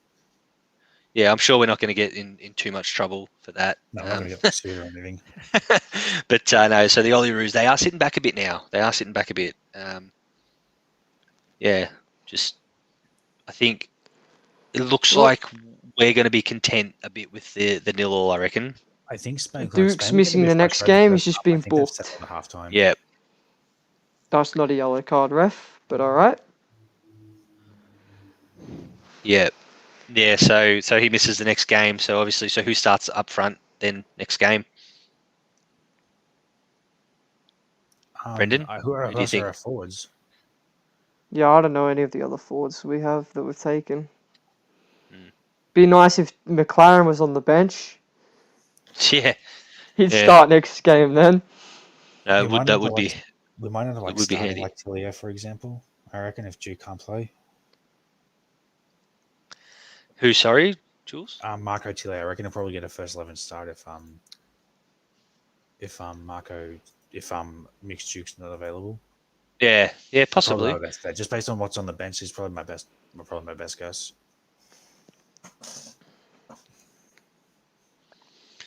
Well, yeah, maybe. I think could that be? I agree with Brendan. That was never, in my opinion, a yellow card ever. But that's why he got a card. Oh shit! Yeah. Oh, that's soft. That's. He practically died. That's the yellow card. Get stuffed for us. That is bullshit. Yeah, it's a terrible call, but maybe it's a tactical one. He yellow card. Oh my god! That is just laughably terrible. That yellow card. Yeah, so you used to be able to break people's legs and get away with it. Now you can't even put your arm out. Like, what's the game come to? That was everything we hate. Mane dive. That's terrible. Yeah. But so Josh comes in and says start D'Agostino for Duke. Yeah, I probably agree on that. D'Agostino probably gets the start. Actually, D'Agostino, yeah, he's good. I bring him on as well. Yeah. Hopefully it's a good tactical card that we can get out of our group stage, and then Duke can be fit for the next game. Yeah, we want Duke in the knockout stage. Come to think, there's no VAR in this, is there? So they can't revoke the call. I think that they have VAR. All the sports have their regular review systems. Yeah. But you can't change. This is actually a debate a conversation I had with someone the other day. If the referee's given a yellow, can VAR change it? They should be able to.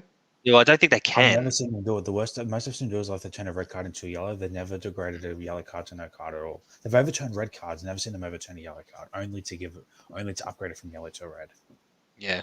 So I don't think they can. Yeah, I think once the ref has made his decision, I don't think they can change it unless it's like a serious. But you don't want bloody dives turning into. Oh no!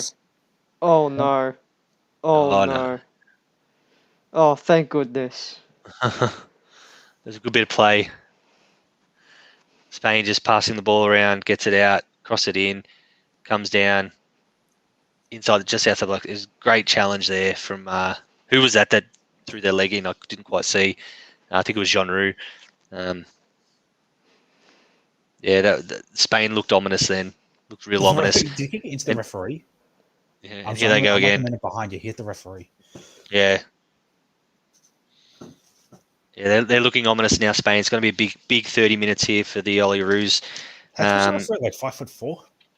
I'm wondering what. So, what do you think Graham Arnold does from here?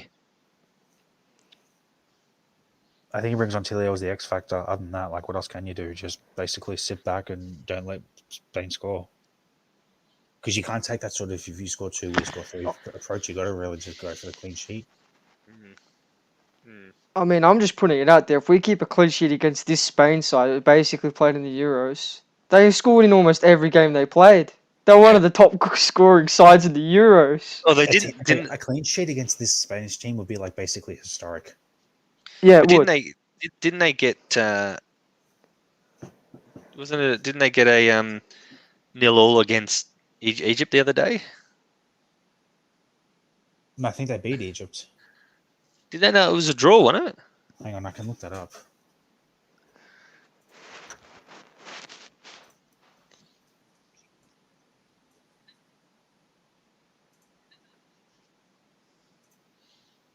Yeah, it was a score. Sorry, you're correct. It was a scoreless draw. Yeah. So I think a lot of these players are probably tied from the Euros. So you're probably not getting. There's probably not even playing at 100% Spain. Possibly. Oh, they've had a couple weeks off, 2 weeks off. But still, from a big tournament, that's not much of a break. Like, because remember, they went right to the end. They made it to, what was it, the semi-final? Yeah, they made the semis. Like, you generally need, like, probably a good, like, month or 2 months to recover from something like that when you make it all the way to the end. Oh, we've got a really good one here from Mitch again, who's one of our biggest fans, as we know. He said, Faz, have you ever thought about quitting the day job and trying to break into football commentary? Great knowledge and very therapeutic voice. Same question to Brendan and Jules as well. Appreciate that, Mitch. I'm glad my voice can keep you calm in these troubled times. Thought about quitting my day job. I think about quitting my day job every single day, not necessarily to take up football commentary, just to get out of it because it's shit. But yeah, no, look, I appreciate that. Yes, it does. You know, the three of us are quite knowledgeable in it, but it does take a little bit of research. We do make mistakes from time to time, but we do appreciate the positive feedback. What about you, Brendan and Jules? You ever thought about jumping into football punditry? Nah. Punditry, yes. Commentary, no. But punditry, yes. Like, I'm not good at sort of filtering my opinions publicly, so like I would basically just be like Michael Owen on steroids. Yeah. Or like Tim Sherwood on steroids. I'd just be a complete nitwit if I got into punditry. I just suck. There was one pundit I can't stand, and that's John Aloisi. I can't stand him. I just can't stand the guy. He was a shit coach. I don't mind him as a pundit. Here comes our boy Tilio. Marco Tilio on for Daniel Arzani. Daniel Arzani. I find him annoying. Who, sorry? Graham Souness. I find him annoying. Yeah. So Arzani got through his 63 minutes. He didn't look happy coming off, actually, Arzani. A little bit of a... Yeah. All right, so we've got a great... Oh, and who did Rolls come on for? So Arzani came off for Tilio, and then we made another change. They're not going to show it. Oh yeah, Lockie Wales off for Kai Rolls. All right, that's a good change. So we've got another question from Corey. Yeah, Corey, who's a great listener too, and he's very knowledgeable in world football. I know he comes up with some great comments when it comes to the world game. So what's the impact of Pedri playing in the Olympics after a very successful Euros campaign? Obviously going to be great wear and tear on the body, but also possibly great experience in a leadership role. What a question. And there's probably about 3 or 4. It'll ask the question, does he have an engine? Yeah, exactly. And I think there's probably about 3 or 4 questions in that one statement. I think it asks a lot of players, you know, this wear and tear, especially if they go deep, which we expect them to do, go deep in the tournament. You know, he's going to rock up to his club, literally played for 12 months straight. going I from reckon even if he does have an engine, I reckon he'll probably get like at the very least like 2 or 3 games off when he comes back to yeah. the league. Well, he'd have to because he's literally played. If it's Euro and Olympics, they'll give him a bit of a break. Yeah, well, he's played the I mean, he's season, not like Euros, literally Olympics, Superman unless he's like doping. So and Australia come through now. Oh, that's terrible from McGree. He needs to do better there. Just scoops it over the bar. And the other thing, but also the Like great they experience call in him a leadership role. Do we think Pedri is he the next? Is he a future captain of Spain? Very, very possible. Brendan, you're pretty knowledgeable in the Spanish system. What do you think of him? He's a good player, but I haven't seen any like real leadership qualities from him yet. Like in the Spain national team, more so as Piliqueta, Busquets, Laporte, there and like Laporte's still relatively young, like he's only like 26, 27, so he's Yeah. gonna be probably after Busquets the next Spain captain, and then after that, I don't know. yeah, it's not a finish from McGree outside the box. It's up to the coach at the end of the day, isn't it? Who captains? Like I personally thought that Aspi should have been the captain of the Spain squad in the Euros because Busquets isn't the captain for Barcelona. Yeah. And Aspi was the only club captain there, so why was he not captain? That's a bit of Chelsea biased, but it's he's a good captain, he's a good leader as well. So, and as far as I don't see Pedri being that Iniesta type player that has the leadership and is obviously, I still think Xavi is one of the best midfielders I've ever seen, and the same with Iniesta. Like that Barcelona team with those two in it was phenomenal. So it was actually a joy to watch. Yeah, and I think as usual, Corey makes a great point, like he always does, in that saying is this great experience for him playing the Euros and then obviously Olympics? I think it's invaluable experience, of course. So great point there, Corey.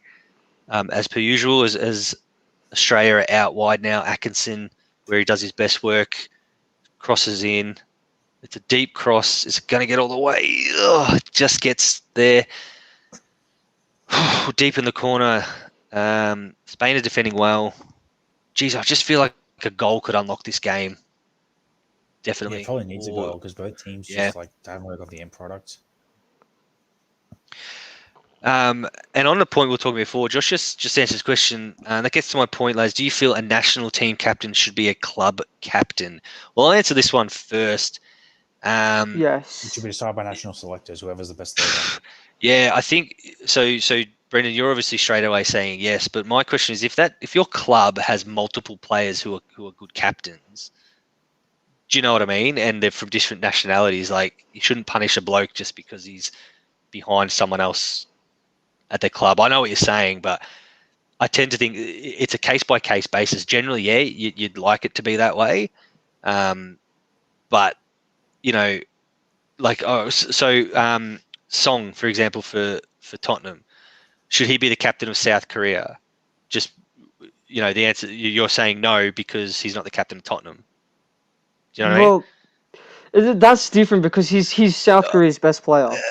Like that. I get your point. That's a fair point. It's a fair point. Yeah, but he's South Korea's best player, right? So to me, Harry Kane shouldn't be captain for England. It should be Henderson. Yeah. You're right, and he's captain of Liverpool, right? And Harry Kane isn't the captain for Tottenham. That's Hugo Lloris. Yeah. So and I don't even think Hugo Lloris is captain for France. I think it's Raphael Varane. So there you go. Yeah, so I think it's a case by case basis. The best. It doesn't really come down to how you captain your club. It's just when you put on the national team shirt, can you lead your team? Well, so and I guess an example, put aside is he captaining England. There's actually put aside does he captain Tottenham? Does he actually have inherent leadership qualities? I don't think he does. I think he's a very good striker. I don't think he has leadership qualities that warrants wearing a captain's armband. I think probably Henderson has more of that. Yeah, and I guess it comes down to Henderson's not a world class Kevin De Bruyne midfielder, but he's got great leadership qualities. So I think he should be the captain of England. Yeah, well, I think as Josh goes on to say as well, for England, Maguire, Henderson are captains for their clubs, and Kane isn't. I think it also comes down to the team. I mean, you look at the Ollie Roos out there now. Are any of these players on the field right this minute captain for their clubs? I'm going to say no, considering, it's an easy comment considering it's an under-23 comp anyway. But Yeah, I just think it's probably a team by team case by. Other than Deng, none really stand out as born leaders. Yeah, I think it's a Deng's team got by a bit of team leadership to him, case. but overall, like none of these players are really. Yeah, There's not a lot of yeah. maybe again like maybe Duke. There's no real like leadership in this team other than probably Duke and Thomas Deng. So But yeah, I think it's a case by case basis. I think, and yeah, but I do agree. You know, if you're able to have the experience of captaining for your club, then that certainly helps.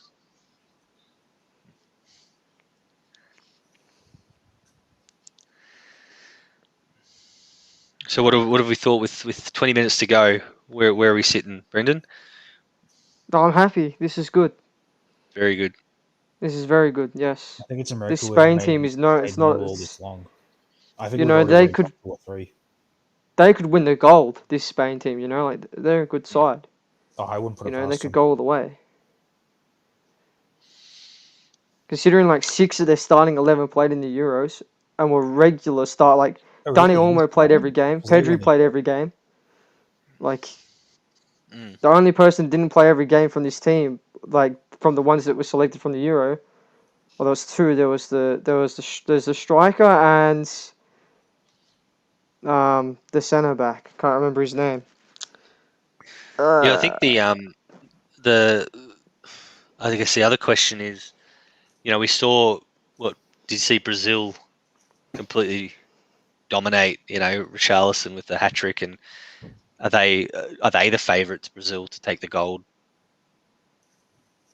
I couldn't even You pick know, a favourite because I haven't really watched this tournament other than when Australia well, played. well, I'm not picking any favourites because every favourite I bloody picked in the Euros got knocked out. So Fair enough. I'm going to sit on the fence in every conversation as far as favourites go. If I had to make sort of like just like a rough guess, I'll probably narrow it down to either Brazil or Spain, just based off of who's in the squads and like who's started well so far. Yeah. Yeah, look, it's Wait, I do don't we know guess who Brazil have probably win as well? They taken. won the Euro.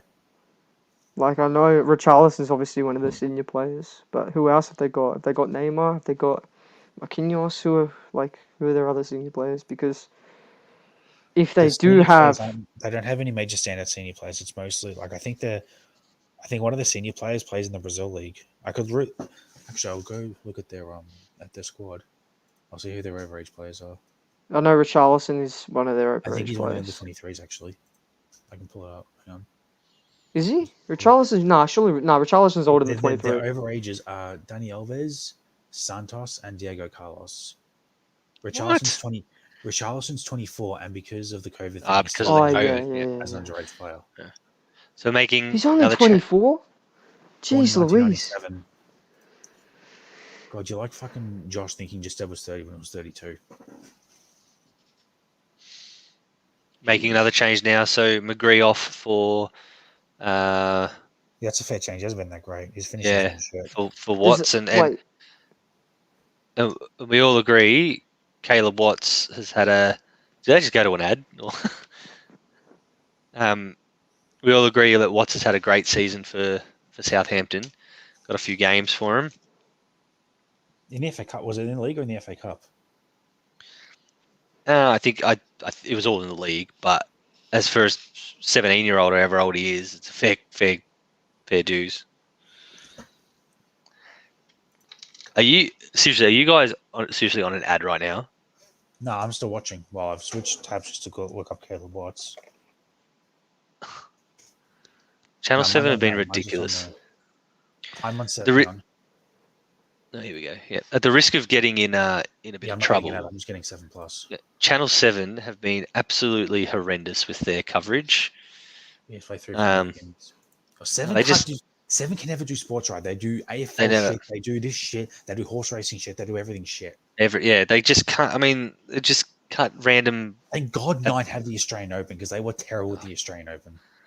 Yeah, and they get the in the basketball they cut out like 3 times. Like changed channels 3 different times. I just keep it on the one channel. Seriously, 7 are hopeless.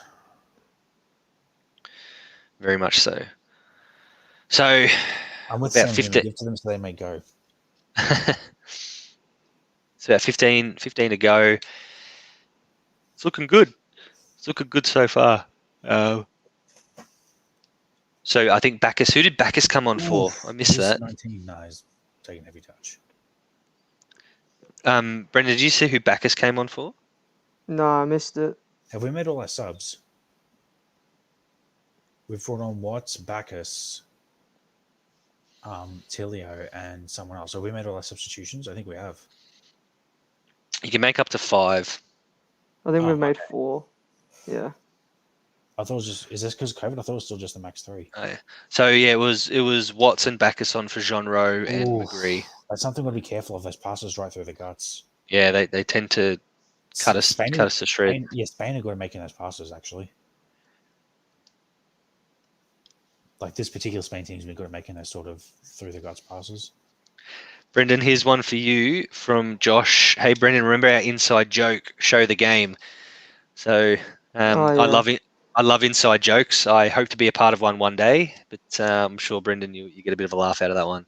Yeah, because when we started Victoria Fan TV, everyone asked us to show the game. And because it's illegal, we couldn't.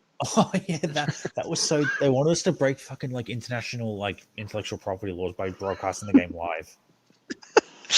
Yeah, I don't think you can Yep. do that. No, we can't. Yeah, We would have got fined a lot of money. Yeah. Fox Sports. If Spain inside the box now, bit of tricky feet, passes outside, or again, the Olyroos are just defending superbly. Kick on, Glover, safe is that- hands, beautiful. No way. They actually bought Alvaro Morata. Wait, bullshit. Yeah. He's actually on the team. Yeah, Oh, no, he's coming on as well. Oh, no, wait, no, it's not Morata. Never mind. I saw number 9 for Spain and I automatically thought Alvaro Morata, but it's not. It's I not. looked at their I looked at their squad. The most well-known player is Ceballos. It's Rafa Mia. at least you don't go early, Brendan. So, Because when you see like an actual like number, you expect them to wear the actual number. Like, it's weird. but even from the distance, he looked a bit like Morata as well. I thought Yeah, it he was him did. Like too. from behind, he looked like Morata. I'm like, oh no, they're bringing on Morata. So yeah, but I wonder if we could show this game? Would Channel 7 hunt us down and sue us? Oh, they probably Yes. just flagged the video. Nah, they'd probably sue us, to be honest. No, they just Well, flag it. They do it with every other illegal stream. They I'm just worth flag the nothing, video. so they can sue me for whatever they want. We'll sue you for everything in your fridge. I don't know. Yeah, a couple of half-empty beers, I reckon. Yeah, that's like the most collateral you have. I'm actually, yeah, for a 0-0 for the purists of the game. I know some people would be tuning in who maybe aren't necessarily football fans, but for the purists of the game, this has been a tremendous performance, and I'd love to hear as a neutral, you're probably thinking it's boring, but like just as an Aussie fan, I'm just loving this. Yeah, so I'd love to hear see the Grinding comments. result against fucking Spain, like Yeah, comments from our I'm just thinking about followers. The last time we played Spain at national level, we got fucking hammered. Yeah, well, I'd just love to see some of the comments from our followers. Do they feel like this is, from a purist point of view, this is your typical, fight and relegation versus a champion team trying to Just a question get for in the there. three of us: is this better or worse than Hungary versus France? Because they had like the atmosphere and everything as well. Or the atmosphere They're not helps. Australia, they're Hungary. The atmosphere helps. Like that goal that they scored, the crowd just bloody blew the stadium. Yeah. The Morata lookalike almost scored. I And think. it's like this has been a good performance, but like Hungary not only had a good performance against France, they actually got a goal out of it. We haven't got a goal yet. So Yeah. But this one has more of this like the national team bias of we actually are Australian and we want to see Australia do well. So it's kind of a tough one if you compare the two.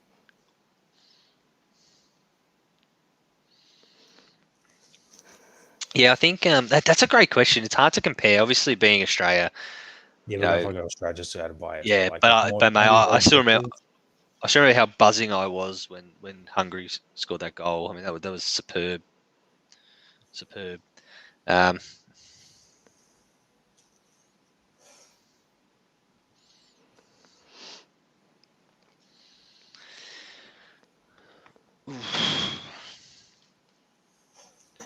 Man, oh man, it's we're certainly defending the skin of our teeth at the moment.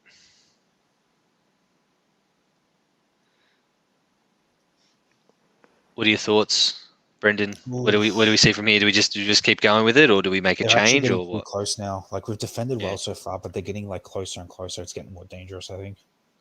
We could Yeah. be They've looking like changed. an 80, we They've could be changed the looking like style an of 85th attack. They're minute going to play goal. wing now and cross it into Mm. that number 9. It looks The like. Murata lookalike.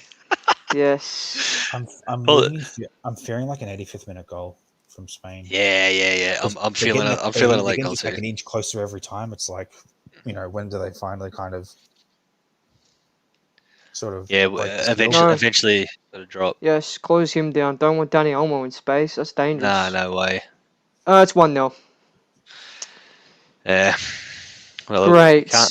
you can't say it wasn't coming. Uh, I would have probably switched to a back five, made a defensive change. exactly what I said. I crossed, but it wasn't the Murata that looked like that scored. So we come down, straight ball.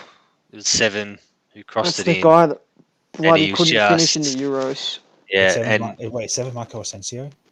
yeah, Yep. and he Yeah, just the got Rams over. are I think Rouse needs to do better there. Just gets over the top of him. That's a pretty piss poor goal to concede. As Australia, we kind of pride ourselves to not concede goals from crosses.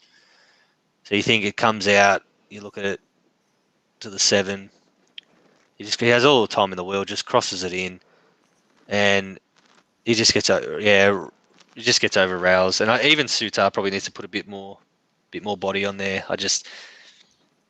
Yeah. What do we think? It was a bit of a soft goal.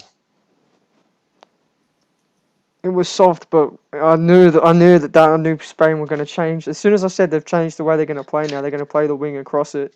Yeah, The next cross ended up as a goal. Jeez. I was watching a minute delayed. The left back doesn't do good enough, like in the slightest. Nah, he just kind of gets But now Like, we're on the he's attack. really Hang good- on. He's really just got to Ah. close him down, I reckon. We're actually Yeah. going for it now. Well, they have to. They have to Yeah, go for it it's now.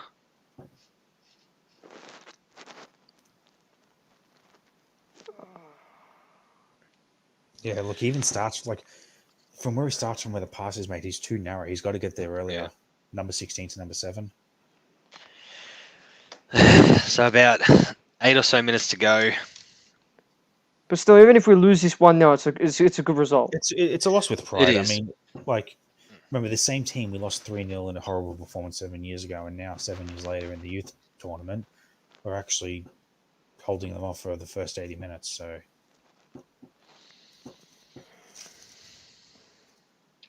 Oh, we've made a change. Deng's coming off. Yeah, well, Deng for D'Agostino. Jeez, what does that tell you? Is that, are we, that's an attacking move right there. He's looking to get the draw. Hmm. I think it was Arnie said it's not a group of death, it's a group of delight. He wants to get results out of all 3 games. Hmm. So even though it's like a very good Spain team, he wants the result. and fair credit, I think that's his method of coaching. That's the attitude you want as a national team coach, I think. Yeah, you want to go for games, for sure. Mm. You don't want to play like England and play 5 at the back and just hope to get a 0-0 draw, take it to extra time, and then get penalties. You can't. I don't think like Ange was particularly good in that sense. Like he seemed like he just settled too much for mediocrity as a coach, whereas Arnie wants to like get results out of every game. Well, speaking of Ange, Ange is a great coach, though, man. As Socceroos, he wasn't that good, is what I'm saying. But yeah, he's done He He better. won us an Asian Cup against the South Korea side with Heung-min Son, by the way. Yeah, but we on had an easy home path the way to soil. the final. I mean, who would be in the way to the final? It would be China. Nah, he's No, right. it beat South didn't- Korea in the final. We didn't have to come up against Japan, did we? Nah, they dropped out early. Our nemesis. But like, after the Asian Cup, like you look like when the World Cup qualifiers, we were doing shit under him. Like we had to play Honduras to qualify for the World Cup. Like that's how bad we were under Ange. Yeah, but I think Like I don't like him speaking- as a national coach, but as a club coach, I think he's actually been pretty good. But anyway, keep going. Yeah, but Ange is also when you're managing the national team, you're also a victim of your own, whatever's available, to an extent. Yeah, there's no transfers. It's just you got to select whatever's available. Yeah, And he did inherit the mess of like sort of Olshik and yeah. the Bake. Like he inherited that whole mess. But So I with think what he was given, like he did do pretty well, but like in an overall broader sense, I think he was a pretty average national team coach, especially with how horrible we were in qualification for the World Cup. well, Ange's Celtic career has started off terribly. I know it's only friendlies, but they got battered. I watched it. It was against West Ham. They got battered 6-2 against West Ham. So I don't know. Yeah, Yeah, that's about right. Scottish Premier against the Premier League side. Yeah, yeah. it's about the scoreline you expect, really. All I Yeah, know but is they Celtic, I weren't mean, Celtic generally gets they weren't battered happy in, with like, him. Yeah, but Celtic in the Champions League generally get battered anyway when they're playing about the same quality teams, if not better. Like Celtic Here we against go. like Barcelona will get battered like 5-0, for example. After this passage of play, we'll get another question. Ooh. So another one from Josh. Who do we think will be the next national coach after Arnold? I feel Kisnorbo has a chance. It's a good shout, Paddy Kisnorbo. I'm not too sure if it's the best move for him. I think he'll want to maybe continue. Something tells me maybe Popovich after he's done a victory. Yeah, possibly. I'm thinking Popovich has failed. He's failed everywhere he's gone outside of the A-League. So maybe once he succeeds at victory, which I think he will succeed at victory. Once he succeeds there, then maybe the Graham Arnold move. I don't think Football Australia want to go for sort of foreign coaches. I think they want to go Yeah. like domestic. So after Arnie, it'll probably be probably someone like Popper. I don't think Musk, because he's been out of the coaching game for a while. Yeah, and I'm not being funny as well with Kuznorbo. Not that managing your national team is any mean feat, but the reality is he's so invested in this City group that I expect him to, once he finishes up with Melbourne City, to go over and be an assistant at Manchester City or something like that. Like he's so invested in this group with the. So they want to stay within the City football system. Yeah. So and it's I don't mean it the way I say it, but maybe leaving to manage Australia would be a backward step in that regard. Does that make sense? Yeah, he's kind of like he's pretty well set where he is now, is what you're saying. Yeah. Josh said Muscat. Yeah, possibly. He's been out of the Muscat hasn't coached since 2019. I don't see him going into a Socceroos job. He'll probably, So, yeah. if he does go that direction, he'll start at club level first. And I think that's an interesting call. What is happening with Muscat? Where's he? Is he gonna? He's doing punditry for Optus Sport. Was the last I heard. Yeah. He'll probably find his way back to the A-League. I see John Australia Aloisi's. doesn't really Australia breeded like a gold generation of players how many years ago. We don't really breed good managers at all. Who was most successful on a global scale? Who's the most successful Australian coach? I can't even think of Ange. Yeah, that's probably it. Yeah. Ange has been overall pretty average. Yeah, I think Muscat. It's an interesting one because I see Aloisi's back in the A-League managing Western United now. I'm surprised he got that. Is job. he? I think. Oh, thank goodness! No more Aloisi on Optus Sport. Thank goodness. Oh, thank goodness. When we play Western, I have to see him on the sideline though. Thank goodness for that. We've just got a comment from another one of our loyal followers and a really good bloke in Aaron. Yokohama for Muscat. I'm not too sure about that. Is that some inside information or what have we heard? But probably a good move. Yeah, I could see Muscat managing that sort of the East Asian leagues. I don't think he'll I don't think going to Europe. He needs to get back in the gig. That's for sure. Otherwise, he'll just be another wasted person. Yeah. Well, the players love him. So, yeah. So thanks. Thanks, Aaron. Like I said, another loyal follower. So 2 minutes to go of normal time. I'm expecting about maybe 4 or so minutes of injury time. What do we do from here? Do we take the 1-0 or do we try and go for the 1-1? I go for the 1-1. What do we got to lose? Yeah, well, if you're going to lose 1-0, you can. I mean, we have to kind of keep ourselves steady, fit for the game against Egypt, but I don't think it would hurt going for a 1-1. So it'll be a confidence boost to get a draw against fucking Spain. That'll be a good confidence boost for the Egypt game as well. So I reckon go for the draw. So anyway, I'm just looking. It's just come across come across my desk. Yes, 100%. Kevin Muscat is managing Yokohama. So Was that confirmed like recently? I don't know when it was confirmed, but it is true. So Aaron, with that bit of insight there, maybe I think he must be in the Muscat camp, possibly. That is confirmed. Like he manages Yokohama, so it wasn't just a suggestion. So well done, Aaron. Fantastic work. Not often something gets past us, but that's some really good insight there. So thanks, Aaron. So he does, yeah. Kevin Muscat is managing Yokohama. Well, it'll be interesting to see. Got a gig in the business or a gig in the sport, I guess. Yeah, it'll be interesting to see how he goes with that. Managing them and see. But he's a good man manager, Kevin. We know that. He seems to just take the jobs that Ange used to have, like he took you 3 after Ange, and then he's going to take in. Yeah. Like what? He's going to be in Celtic in 3 years. Yep. Why not? Ooh. It's all kicking off here. The Spanish players are not happy. They're not happy. Yeah, well, the Australians like to play it a bit tough. So. Yeah, we bring that sort of rugby AFL spirit when we play soccer. Not as much of the. 5 minutes of at a time. We have 5 minutes. We're just going for these long throws.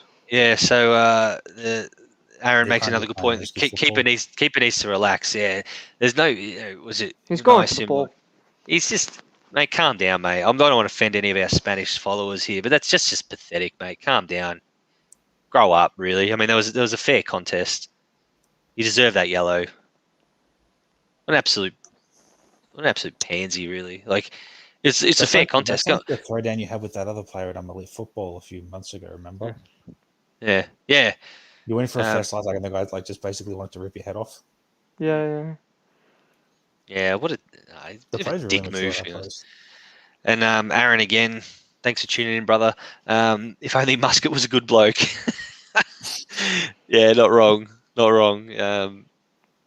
Yeah, I don't want to offend any Melbourne Victory fans out there. He's a shit bloke, Muscat.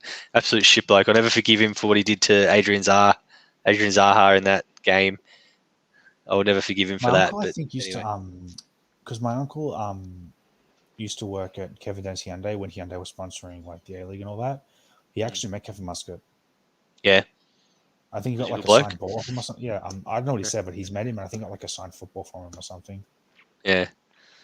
But do you remember that challenge on Zaha? That was horrible.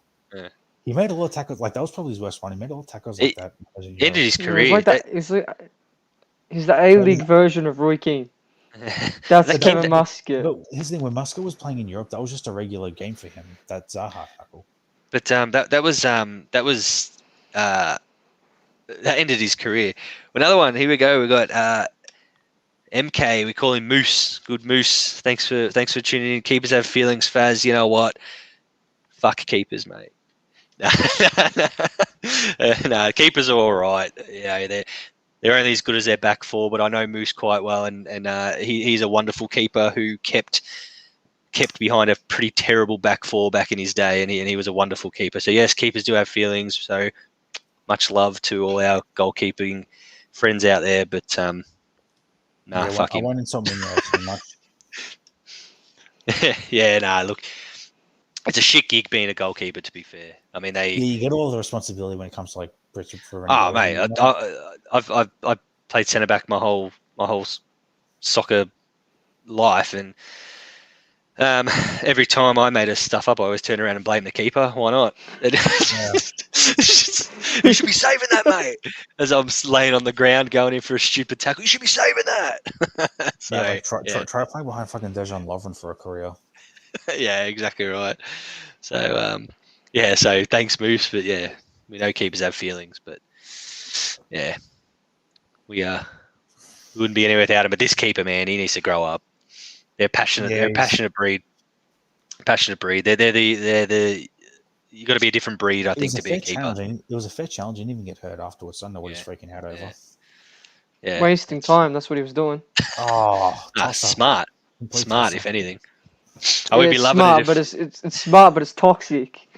Yeah, we'd be loving it. The one thing that frustrates me is when goalkeepers like a through ball's overhit and the goalkeeper comes out, traps it with their feet, and then waits for a striker to press. because then you're just burning energy to let them pick the ball up and waste more time. But Yeah, if they you just- don't press them, they just stand there waiting for someone to press them for like like 10, what he's doing 15 right here, minutes. they So walk like to what the he did goal just and then, pick it yeah. up.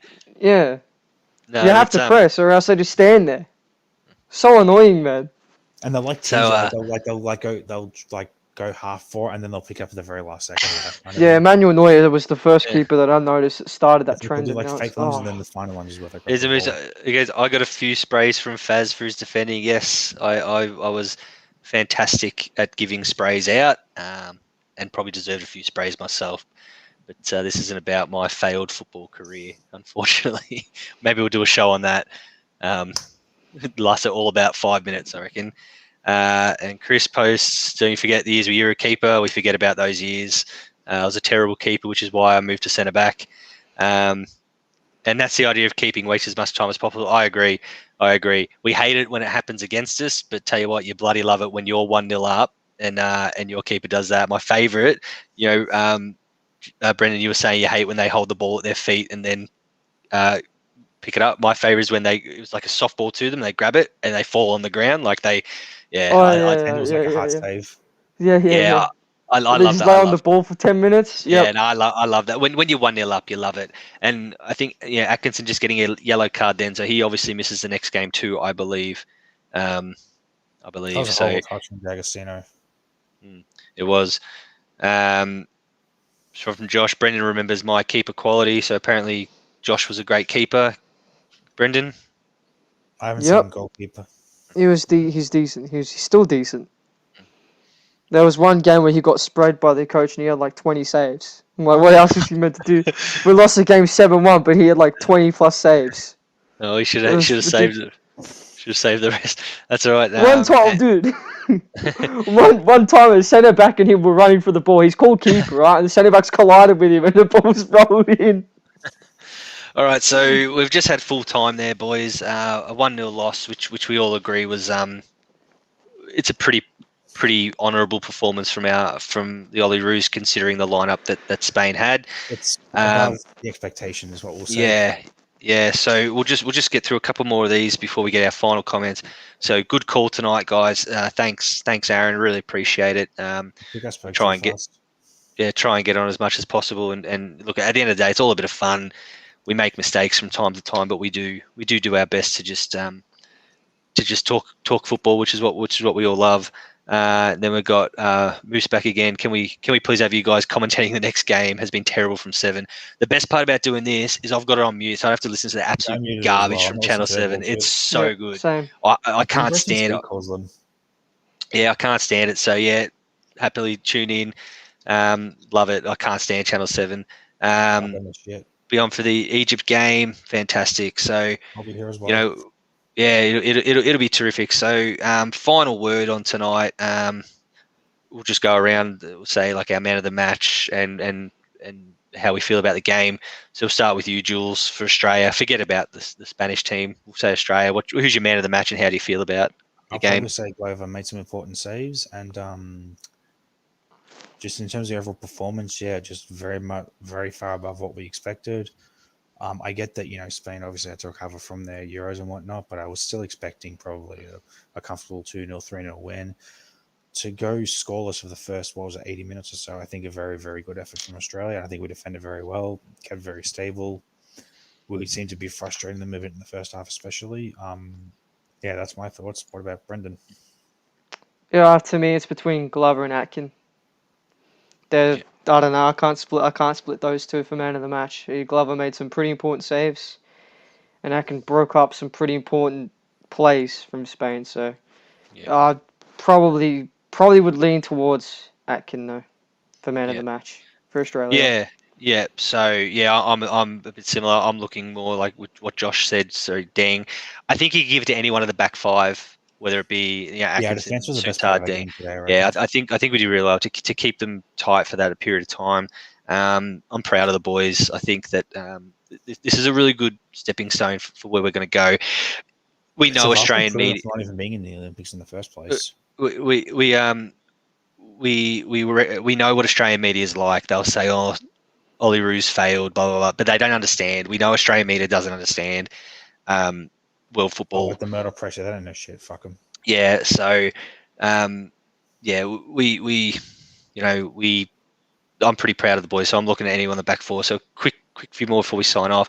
So Mitch, mate, thanks a lot, heaps. Thanks a lot for jumping on, Mitch. Another entertaining night, guys. Great involvement from you boys in the crowd.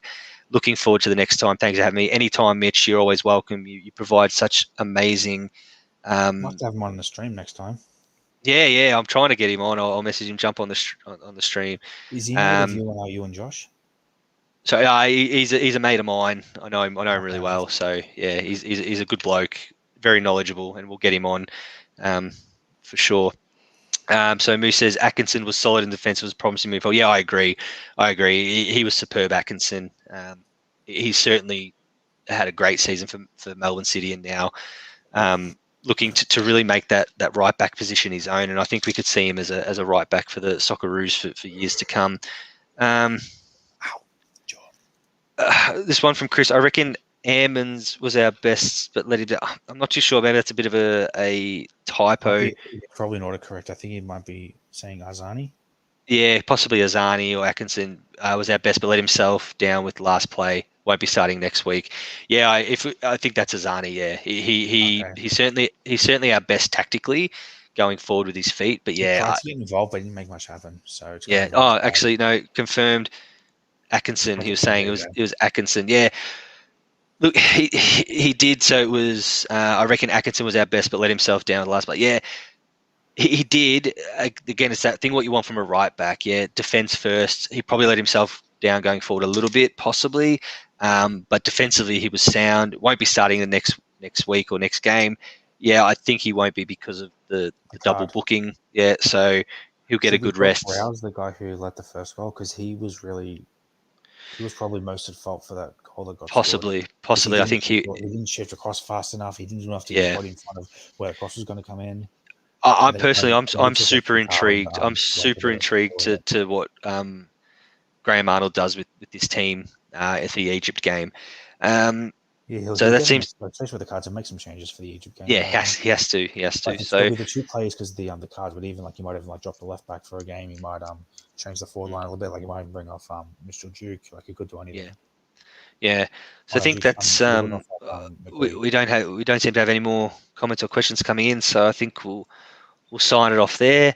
Any last comments, Jules, Brendan? Any last comments? Can't really think of anything. Yeah, I've got nothing. All good. All right. Well, as always, it's been an absolute pleasure for everyone who's tuned in, and we'll see you next time. So adios, guys. See ya.